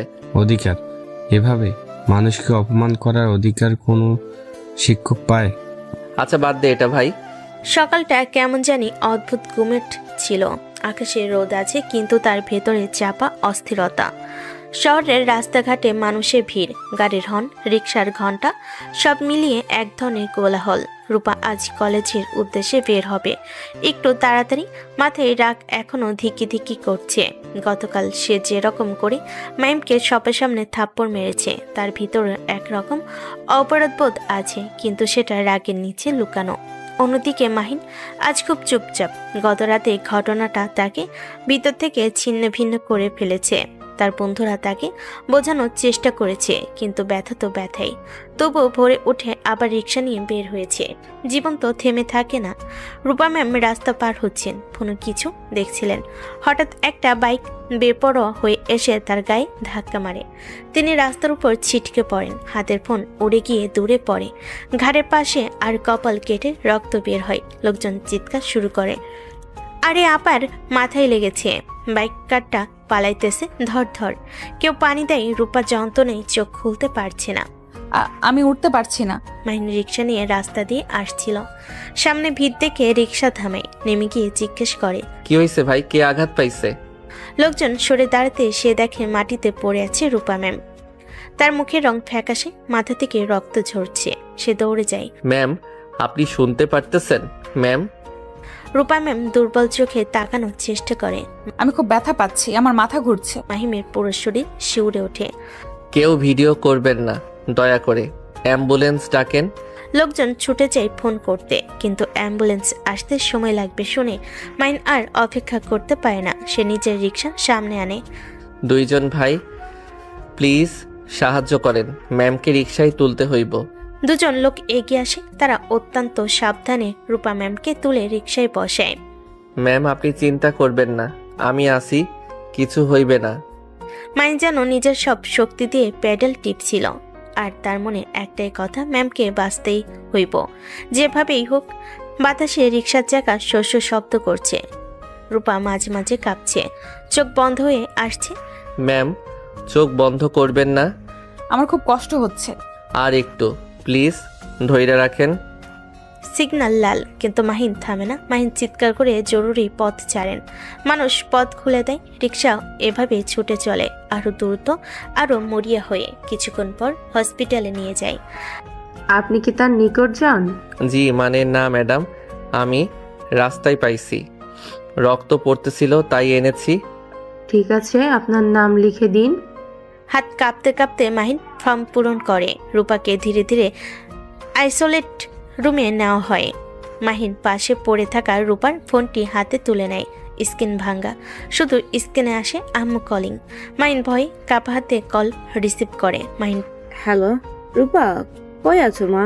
ফোন ধরো না কেন? আন্টি, আমি ওনার ছাত্র, আমার নাম মাহিন। ছাত্র? রূপা কোথায়, কি হয়েছে? আন্টি প্লিজ শান্ত থাকবেন, উনি অ্যাক্সিডেন্ট করছেন, বাইক ধাক্কা দিছে, আমি হাসপাতালে এনেছি। হায় আল্লাহ, কোন হাসপাতালে বাবা? আমার মেয়ের কি কিছু হয়েছে? সিটি কেয়ার হাসপাতাল আন্টি, ডাক্তাররা স্ক্যান করছে, রক্ত পড়ছিল, কিন্তু উনি অজ্ঞান ছিলেন কিছুক্ষণ। বাবা তুমি ওরে নিয়ে আসছো? আল্লাহ তোমার হাজার গুণ ভালো করুক। তুমি থাকলে আমার মেয়ের জানটা বাঁচবে। আন্টি আপনারা আইসেন, আমি সামনে আছি ওনার পাশে। একটু দাঁড়াইয়া থাকো বাবা, আমি আসতেছি। ডাক্তারের সাথে কথা বলা শুরু করলো, এবং সে বলল ডাক্তারকে যে তার ফ্যামিলির লোকজন আসতেছে, এবং বলল সে চলে যাবে। কেন? উনি আমার ম্যাম, ওনার পরিবারের সামনে গেলে উনি হয়তো লজ্জা পাবেন, আর যদি জানেন কে হাসপাতালে দিয়ে এসেছে তাহলে উনি অস্বস্তি বোধ করবেন। তুমি ভালো মানুষ ছেলে, মন পরিষ্কার থাকে তোমার। ঠিক আছে, তুমি যদি যেতে চাও যাও, তবে যার আগে রিসেপশনে নাম লিখে যেও, যেন পরিবারের লোকেরা চাইলে তোমাকে খুঁজে পায়। জি ডাক্তার।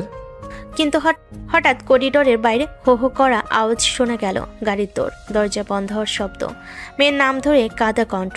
এ থেকে বোঝা গেল রূপার বাবা মা এসেছে। মাইন তড়িঘড়ি করে পিছনে ফিরে তাকালো। তার মনে হলো এখন যদি তারা আমাকে দেখে, আমাকে প্রশ্ন করবে, পরিচয় জানতে চাইবে। ম্যাম সুস্থ হলে আমাকে দেখে অস্বস্তি হবে। তার বুক ধরফর করতে লাগলো। এই মুহূর্তে দেখা হওয়া মানে ঘটনা জটিল হয়ে যাওয়া। সে দ্রুত রিসেপশনের দিকে হাঁটা শুরু করলো। হাঁটার ভেতর একটা তাড়াহুড়ো, একটা ব্যথা, একটা ভয়, সব মিলে এক অনুভূতি। রিসেপশনে গিয়ে নাম লিখলো মাহিন ছাত্র। রিসেপশনের আপা বলল, আপনি থাকবেন না? না আপা। হাসপাতালে দরজা ফিরিয়ে শরতে হাওয়া তার মুখে লাগে, কিন্তু সে বুঝতে পারছিল না এই হাওয়া স্বস্তি না দুঃখের। হাসপাতালে রাত কখনোই পুরো রাত নয়, সেখানে সবসময় একটা অদৃশ্য শব্দ লেগে থাকে। সাইলেন্স থাকলেও সেই সাইলেন্সের ভেতরেই থাকে মানুষের হাঁপ ধরা নিঃশ্বাস, নার্সের স্যান্ডেলের শব্দ, অক্সিজেন সিলিন্ডারের হালকা শীষ আওয়াজ, আর দূরে কারোর বিলাপ। এমনই একটা রাত। রূপা তখনও বেডে শুয়ে, মাথায় ব্যান্ডেজ, স্যালিনের সুচ হাতে শিরায় ঢুকে আছে।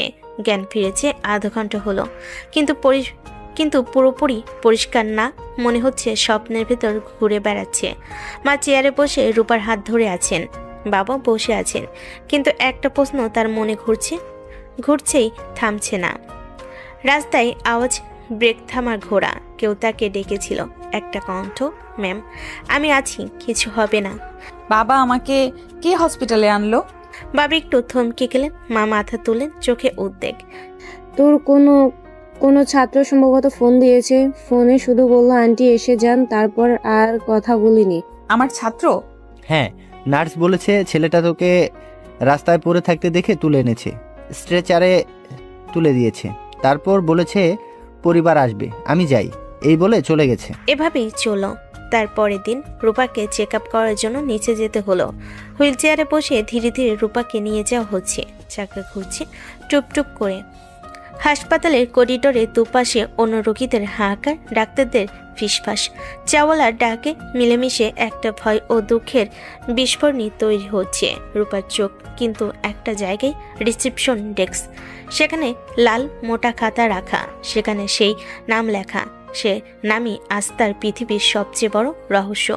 রূপা হাতের আঙ্গুল চেপে ধরে চোখ কেঁপে ওঠে, শরীরে অজানা ভয়, অনিশ্চয়তা সব মিলেমিশে একটা ঝড় বইছে হৃদয়ের ভেতর। আপা, কালকে আমার মেয়েকে যিনি হাসপাতালে এনেছিলেন, আপনি বলেছিলেন রেজিস্টারে তার নাম আছে।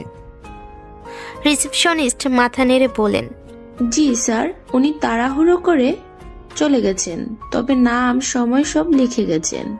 আপা, আমি কি নামটা দেখতে পারি? এই নেন, এটাই সেদিনের এন্ট্রি। পরিচয়, ছাত্র, যাকে এনেছেন রূপা ইসলাম। সময় 8:52। এটা দেখে রূপার চোখ বড় হয়ে গেল। মাথার ভেতর যেন কেউ শব্দগুলো হাতুড়ি দিয়ে ঠুকছে।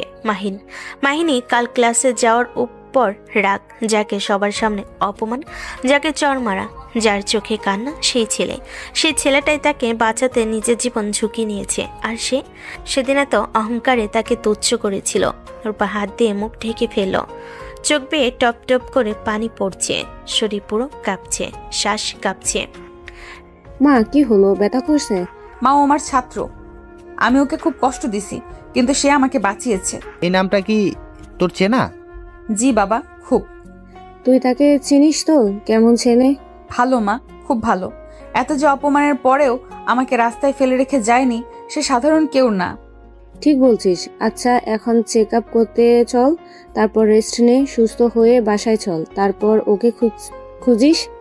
একটা দুর্ঘটনা মানুষকে কতভাবে বদলে দিতে পারে তার রূপা এখন প্রতিটা নিঃশ্বাসে বুঝতে পারছে।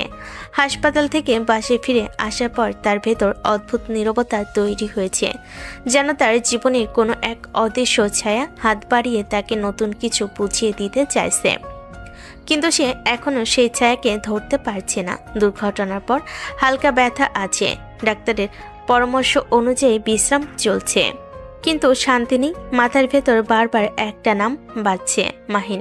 রূপার ভেতর যেন ঢেউ উঠে গেল, হাজার প্রশ্ন একসাথে মাথার ধাক্কা দিচ্ছে।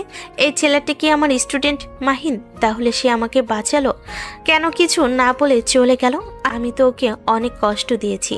একটা দীর্ঘ নিঃশ্বাস ফেলে রূপা উঠে বসে। তার মা পাশে ঘর থেকে জিজ্ঞেস করে, মা, রূপা ওষুধ খাইছিস? ডাক্তার বলছিল 2টা বাদ দিবি না। হ্যাঁ মা, খাইছি। তোকে দেখে আজকাল চুপচাপ কেমন আছিস রে? একটু ব্যথা আছে, তবে আসলে শরীরের ব্যথা না, মাথায় একটু চাপ লাগছে। দুর্ঘটনা হইলে এমন হয়, 3-4 দিন গেলেই ঠিক হয়ে যাবে। অন্যদিকে মাহিন কলেজে যাচ্ছে না। মাহিন, কলেজে যাবি না? আজকে না। মাথা ধরছে। 3 দিন ধরে তো মাথা ধরেছে শুনতেছি। কি হয়েছে বল? কিছু না, বাসায় থাকি। কারোর সাথে ঝামেলা করেছিস নাকি কেউ কিছু বলেছে? আমাকে বললে আমি বুঝতে পারবো। না মা, কেউ কিছু বলে নাই। আমি একটু বাইরে যাই। কোথায়? কই যামো? পাশের মোড়ে যামো। মাহিন বাইরে বের হয়, কিন্তু রিক্সা নিয়ে না, সে হাঁটতে থাকে। পরের দিন রূপা জেদ করে কলেজে আসে। মাথা এখনো ভার, কিন্তু সে আসবেই, কারণ সে কাউকে খুঁজছে। ও ভাবছিল মাহিন নিশ্চয়ই আজ ক্লাসে থাকবে। ওকে দেখে হয়তো একটু হাসবে, নয় হয়তো চুপচাপ বই খুলে বসে থাকবে। আগের মতো লেট করবে কিনা সেটাও রূপার মাথায় চলছিল। কিন্তু ক্লাসে ঢুকেই ও থমকে গেল। মাহিনের বেঞ্চটা খালি, পুরো খালি। যে ছেলেটা প্রতিদিন লেট করে এলো আসতো, আজ নেই। ও ভাবলো হয়তো পরে আসবে, কিন্তু না, পুরো ক্লাস শেষ হয়ে গেল। শিক্ষার্থীরা বেরিয়ে গেল, মাহিন আসে না। রূপা বসে রইল, চোখ বারবার চলে যাচ্ছে সেই বেঞ্চের দিকে। ও বুঝে গেল এটা সাধারণ উপস্থিতি না। তারপরও খোঁজ নিতে পারলো। অনেকদিন যাবৎ থেকে কলেজে আসছে না। এরপর মাহিনের বন্ধুদের সাথে দেখা হলো। তামিম, একটু কথা ছিল। জি ম্যাডাম, বলেন। মাহিনও কয়েকদিন ধরে ক্লাসে আসে না। তোমরা তো ওর খুব ঘনিষ্ঠ, কোনো সমস্যা হয়েছে নাকি? সত্যি বলতে ম্যাডাম, আমরাও ঠিক বুঝতেছি না। মানে তোমরা নাকি কালকের ওর বাসায় যাবে? জি ম্যাডাম, আসলে মাহিন কিছুদিন ধরে ঠিকমতো ফোন ধরতেছে না, মাঝে মাঝে মেসেজও দেখি সিনও দেয় না। আগে তো খুব রেগুলার ছিল, হাসি খুশিও ছিল, হঠাৎ এত চেঞ্জ কেন? ম্যাডাম, আমরা নিজেরাও চিনতে আসি। ক্লাসে আসা বাদ দিয়েই হুট করে আগে যেমন ছিল ওর এখনকার আচরণ একদম আলাদা। ওদের বাসা কোথায়? ব্রাহ্মণখোলা কলেজ থেকে আধা কিলোর মতো হবে, খুব দূর না। ও আচ্ছা আচ্ছা, ঠিক আছে, তাহলে তোমরা আমাকে জানিও। আপনি ভয় পাবেন না ম্যাডাম, যা অবস্থা আমরা জানার চেষ্টা করব। জানো, আমি গতকালই রিসেপশনে ওর নাম দেখেছি। তিনজনই থমকে গেল। রিসেপশনে? কোন রিসেপশন ম্যাডাম? হসপিটালের। তোমরা তো জানো আমি সেদিন অ্যাক্সিডেন্ট করেছিলাম। যে ছেলেটা আমাকে রাস্তায় থেকে তুলেছিল, হসপিটালে এনে রেখে গেছে। আমি ওকে চিনতে পারিনি, কিন্তু রিসেপশনে লেখা দেখলাম পেশেন্ট অ্যাডমিটেড বাই মাহিন। তখনই মাথায় ঝলক দিয়ে উঠল তোমাদের বন্ধু মাহিন। হ্যাঁ ম্যাডাম, এটা আমরা জানতামই না। সত্যি বলতে ম্যাডাম, ওই দিনে অনেক টেনশনে ছিল। আমরা শুধু শুনেছি বলছিল একটা কাজ আছে। ম্যাডাম, আমরা ওর সাথে কথা বলবো। এভাবে হঠাৎ করে নিজেকে গুটিয়ে নেওয়া ঠিক না। ও আগে যা ছিল এটা সেই মাহিন না। ম্যাডাম, আপনি কি চাইতেছেন, মানে আমাদের সাথে যাবেন? আমি যাব কিনা জানি না, শিক্ষক হিসেবে যাওয়া ঠিক হবে কিনা, আবার না গেলে মনও মানছে না, কারণ ছেলেটা আমার জন্য, মানে মানুষের জন্য এত কিছু করেছে। ম্যাডাম, আপনি চাইলে একটু দূর থেকে থাকেন। আমরা আমরা আগে কথা বলি, যা অবস্থা বুঝি আপনাকে জানাবো, তারপর গেলে যাবেন। ঠিক আছে, কিন্তু তোমরা আজই খবর দেবে অবশ্যই। ওর এমন আচরণ নিয়ে আমি সত্যিই চিন্তায় আছি। অবশ্যই ম্যাডাম। আর একটা কথা। জি ম্যাডাম। মাহিন যেন না ভাবে আমি রাগ করেছি বা তাকে দোষ দিচ্ছি। বলবা আমি শুধু জানতে চাই সে ভালো আছে কিনা। ঠিক আছে ম্যাডাম, আমরা ওকে একটা কথাও বেশি বলবো না, শুধু জানবো কেন এত চুপ হয়ে গেছে। তোমরা ভালো বন্ধু। আচ্ছা, আমি স্টাফ রুমে যাব, খবর পেলে জানাবো। জি ম্যাডাম, টেনশন করবেন না, আমরা আছি। কলেজের শেষ বেল, চারিদিক গরমে থমথমে। রূপা ক্লাস থেকে বের হই তামিম, রিয়াদ আর তানজির থেকে দূরে হাত নাড়ল। ওরা ধীরে ধীরে এগিয়ে এলো। তামিমের কাঁধে ব্যাগ ঝুলছে অগোছলভাবে, আর রিয়াদের চোখে সেই চিরচেনা টেনশনের ছাপ। তানজির চুপচাপ, কিন্তু তার চুপচাপ থাকাটাই সবচেয়ে বেশি সন্দেহের জায়গায়, কারণ সে সাধারণত সবচেয়ে বেশি কথা বলে। রূপা ওদের দেখে থামলো। ওদের তিনজনকে দেখে মনে হচ্ছিল কোনো জরুরি খবর দিতে এসেছে। তোমরা ঠিক করছো আজকের মধ্যে যাবে, তাই তো? হ্যাঁ ম্যাডাম, আজ কি যাইতেছি। আর দেরি করলে আর চলবে না। ছেলেটা কিভাবে আছে তাও জানি না। ছেলেটাকে পাওয়াই যায় না। এখন গিয়ে বলবো যে লুকোচুরি খেলা বন্ধ করেন। ঠিক আছে ম্যাডাম, আমরা বলবো। ম্যাডাম, ধৈরা আইসা জিজ্ঞেস দিচ্ছে, তাই খবর নিতে আসছি। হ্যাঁ। আরে পাগল, এভাবে বলবি না, কথাটা নরম ভাবে বলবি। না ম্যাডাম, আমরা বুঝতেছি, সিরিয়াসলি নিয়েছি, আপনি চিন্তা করুন না। ওরা তিনজন রূপাকে সালাম দিল এবং কলেজের মূল ফটক দিয়ে বের হয়ে গেল। রূপা ওদের যেতে দেখে রূপা ওদের যেতে যেতে দেখলো, তারপর ধীরে ধীরে ঘুরে স্টাফ রুমের দিকে হাঁটতে লাগলো। কিন্তু তার মনটা ঠিক সেখানে থাকে না, মন চায় মাহিনের দিকে। 3 বন্ধু কলেজ থেকে বের হয়ে হালকা আওয়াজে বাস স্ট্যান্ডের দিকে হাঁটতে লাগলো। রাস্তার ধুলো, রোদের গরম আর ভ্যাবসা পরিবেশ সব মিলিয়ে এক ধরনের ক্লান্তি তৈরি করে। কিন্তু ওদের 3 জনের মাথায় এখন শুধু একটাই প্রশ্ন, মাহিন আসলে কেন কলেজে আসে না? মাহিন আসলে কেন কলেজে আসে না?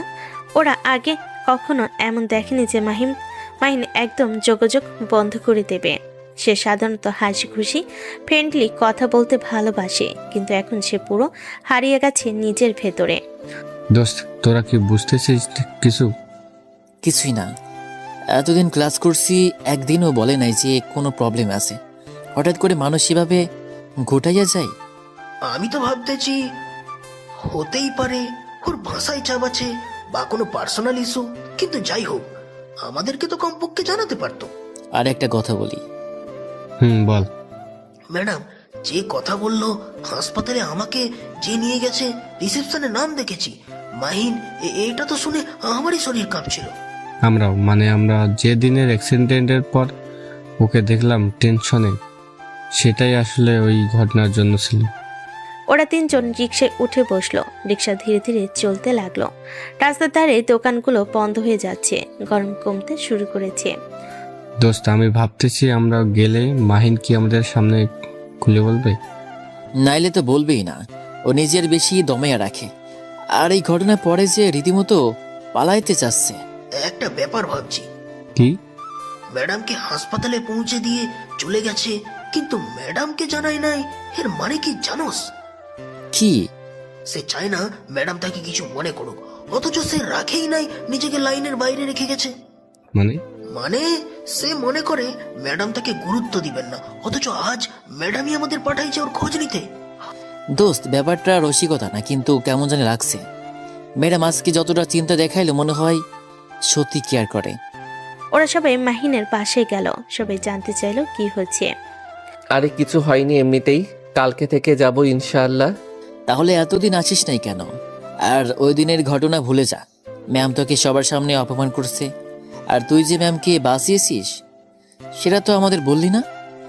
ম্যামই আজকে জোর করে বাড়িতে পাঠাইছে। আমাদের ইচ্ছে ছিল কালকে আসবো। ও ভাই, সত্যি কথা বলতেছি, ম্যামই আজকে জোর করে পাঠাইছে। কি বলতেছস?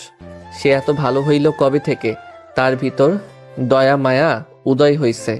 আরে হো, শোন, আমার একটু যাইতে হবে, বুঝছস? তাড়াতাড়ি বাসায় যাইতে হবে। হ্যাঁ আচ্ছা মামা, যা তোরা, সমস্যা নাই। আমি কালকে থেকে আসবো ইনশাল্লাহ।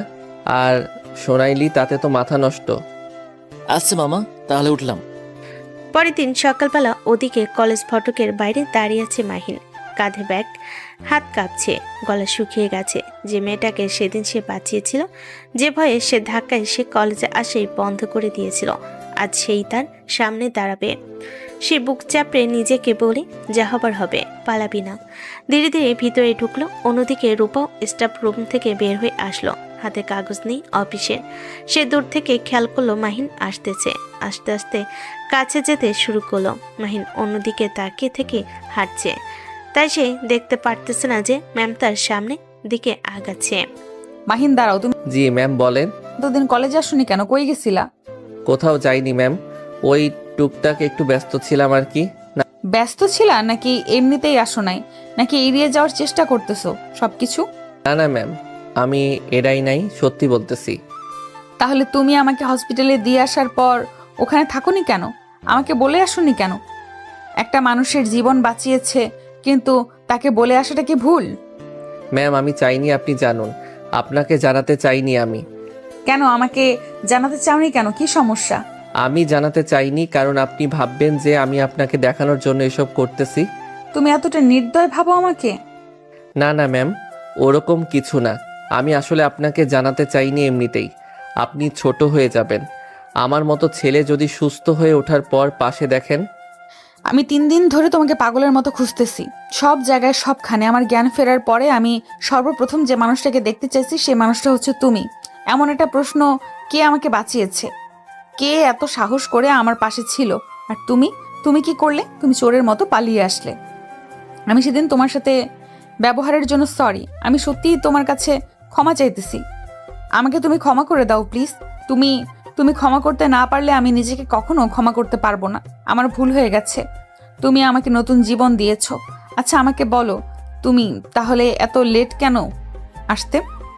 আমি ইচ্ছা করে তো লেট করি না ম্যাম। আমি হচ্ছি গরিব, বাবা অসুস্থ, মা ঘর সামলায়, পুরো ফ্যামিলি আমার দেখতে হয়, ফ্যামিলির সব দেখভাল আমার করতে হয়, আমার রোজগারে সংসার চলে। এখানে আমার কি দোষ ম্যাম? এত কিছুর পরও আমি চেষ্টা করি যাতে ভালো করে পড়াশোনা করতে পারি।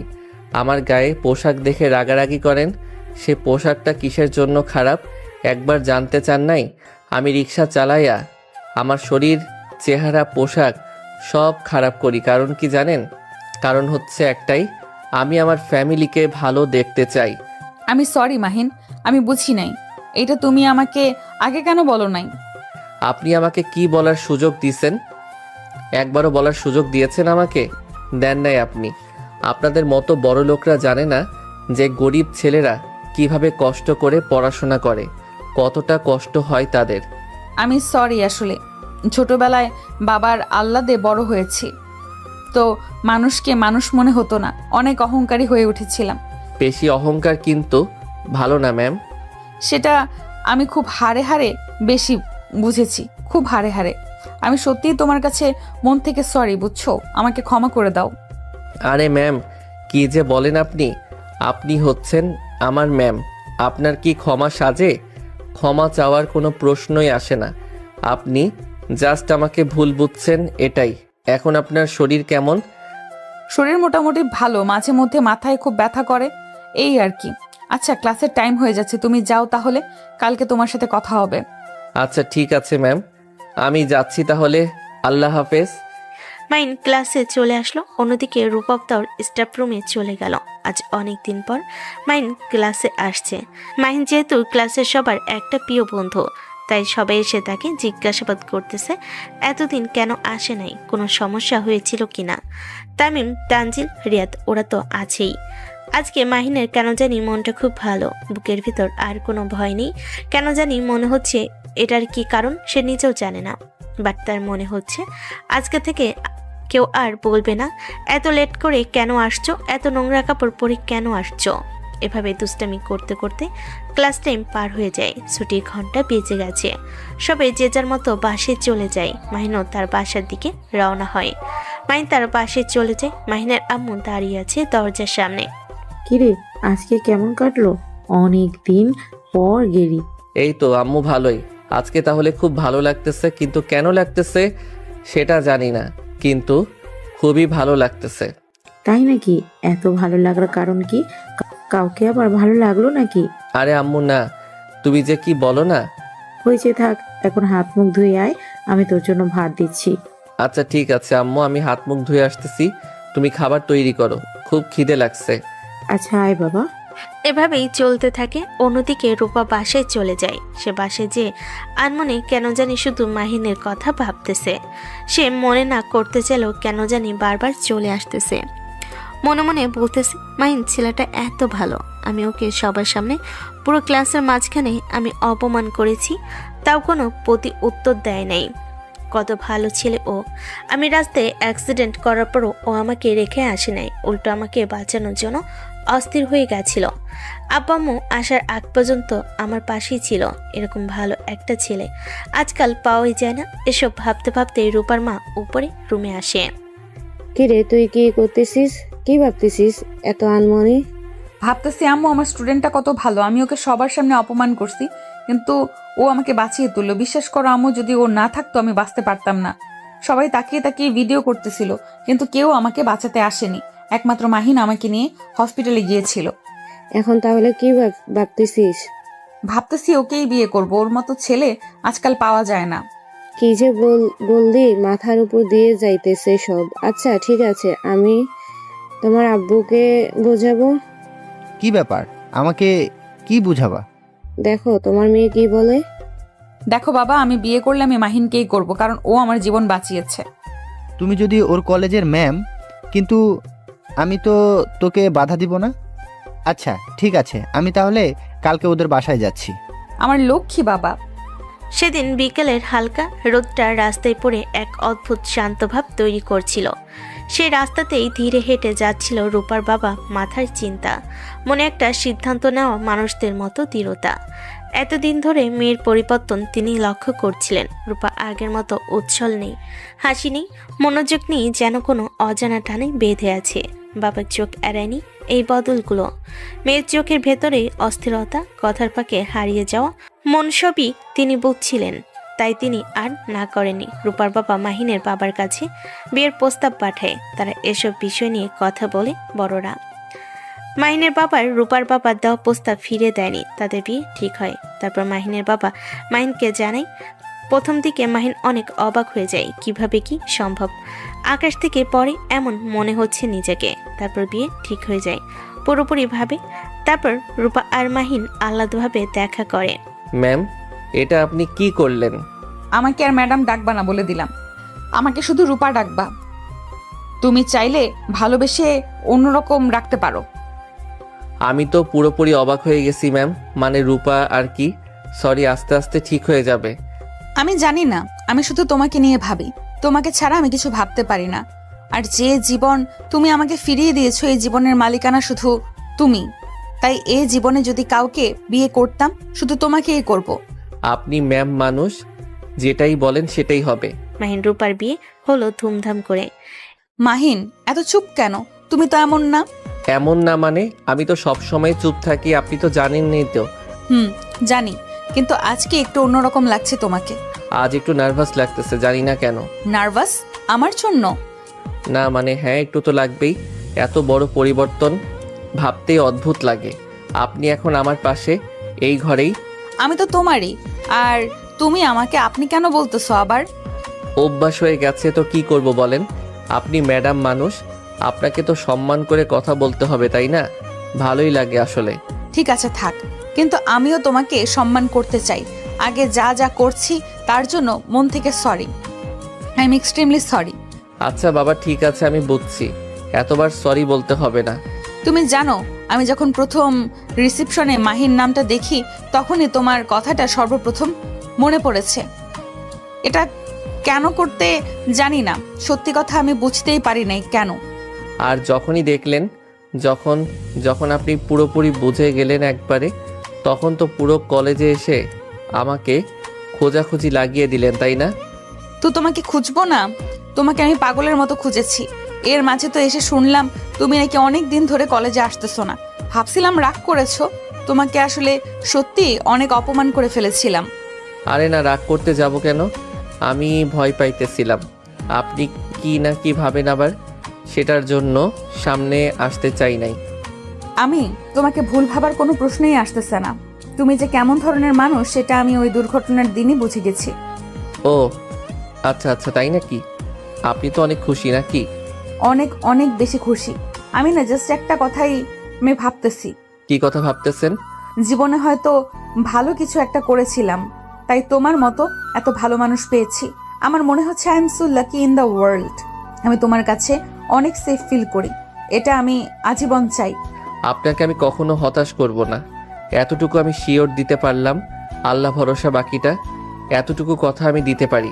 ওকে ওকে, তাহলেই হলো। এখন বসে থেকো না, আজ থেকে তুমি আমার স্বামী। কিছুটা তো কথা বলতে হবে, তাই না? ওকে আচ্ছা, তাহলে একটু কাছে আসো, তাহলে কথা বলতে সুবিধা হবে, বুঝেছেন? ইয়েস, বুঝছি। এটা তো তোমার নতুন রূপ দেখতেছি। ওকে, কাছে আসলাম। এখন বলো কি বলবে? এই তো, আপনি শুরু করেন। না, তুমি শুরু করো। না, আপনি ম্যাম মানুষ, আপনি প্রথম শুরু করেন। আমি ম্যাম হলে তুমি আমার স্বামী, এখন বুঝছো? তুমি বলো। আচ্ছা ঠিক আছে। আচ্ছা, আপনি আমার সাথে থেকে খুশি তো? মনে হচ্ছে আমি গরিব ঘরের ছেলে, আপনি মানিয়ে নিতে পারবেন তো? এইসব কথা তুমি আর একবারও বলবে না বলে দিলাম। আমি তোমার সাথে তোমার মতো মানুষের সাথে থেকে অনেক খুশি। মাহিন, একটা কথা বলবো? বলুন। আমরা দুজন মিলেই ভবিষ্যতের একটু প্ল্যান করব কি? মানে সামনে কি করব, কিভাবে চলবো, এগুলো। অবশ্যই করব। আপনি আগে বলেন, আপনার মাথায় কি ঘুরতেছে? প্রথমত তোমার পড়াশোনাটা চালিয়ে যাবে, তাই না? হ্যাঁ অবশ্যই, ক্লাসগুলো নিয়মিত করতে হবে। আর অনার্স শেষ করতে চাই সুন্দরভাবে। আমি তোমাকে পুরো সাপোর্ট করব। দুপুরের ক্লাস থাকলে খাবার রেডি করে দিব, তুমি যেন ঠিকমতো পড়তে পারো, এটাই চাই। আপনি এত চিন্তা করেন কেন আমার জন্য? আমি না করলে কে করবে শুনি? সবকিছু আমার দায়িত্ব। ঠিক আছে, তাহলে আমার তরফ থেকে একটা কথা, আপনি কলেজের চাকরিটা যেন চিন্তামুক্ত হয়ে করেন। বাড়ির দিকের সব দায়িত্ব আমি নেব। এত তাড়াতাড়ি দায়িত্ব নিলাম, আপনি শুধু আপনার কাজ আর নিজের যত্ন নেবেন। আচ্ছা, আর একটা কথা, আমাদের একসাথে কোথাও বেড়াতে যাওয়ার প্ল্যান করব, মানে সামনের মাসে যাব, কিন্তু আপনি কোথায় যেতে চান আগে বলেন। কক্সবাজার যাওয়া যায়, সমুদ্র দেখা হয়নি অনেকদিন, তোমার সাথে গেলে ভালো লাগবে। আমারও খুব ইচ্ছা। তাহলে সামনের মাসে প্ল্যান ফাইনাল করে রাখি। আর হ্যাঁ, সংসারে কিছু নিয়ম ঠিক করব। যেমন কিছুতেই রাগ করে চুপ থাকবে না, কথা বলবে, কোনো সমস্যা হলে দুজনেই শেয়ার করব, আর প্রতিদিন রাতে একটু হলেও একসাথে বসে কথা বলবো। এই নিয়ম আমি খুব পছন্দ করলাম। আর আমার একটা নিয়ম, আপনি নিজের উপর চাপ নেবেন না, কোনো কিছু একা করার চেষ্টা করবেন না, আমাকে ডাকবেন। এভাবেই সব কিছু সুন্দরভাবে চলতে শুরু করলো। জার্নি শুরু হলো এক নতুন অধ্যায়ের।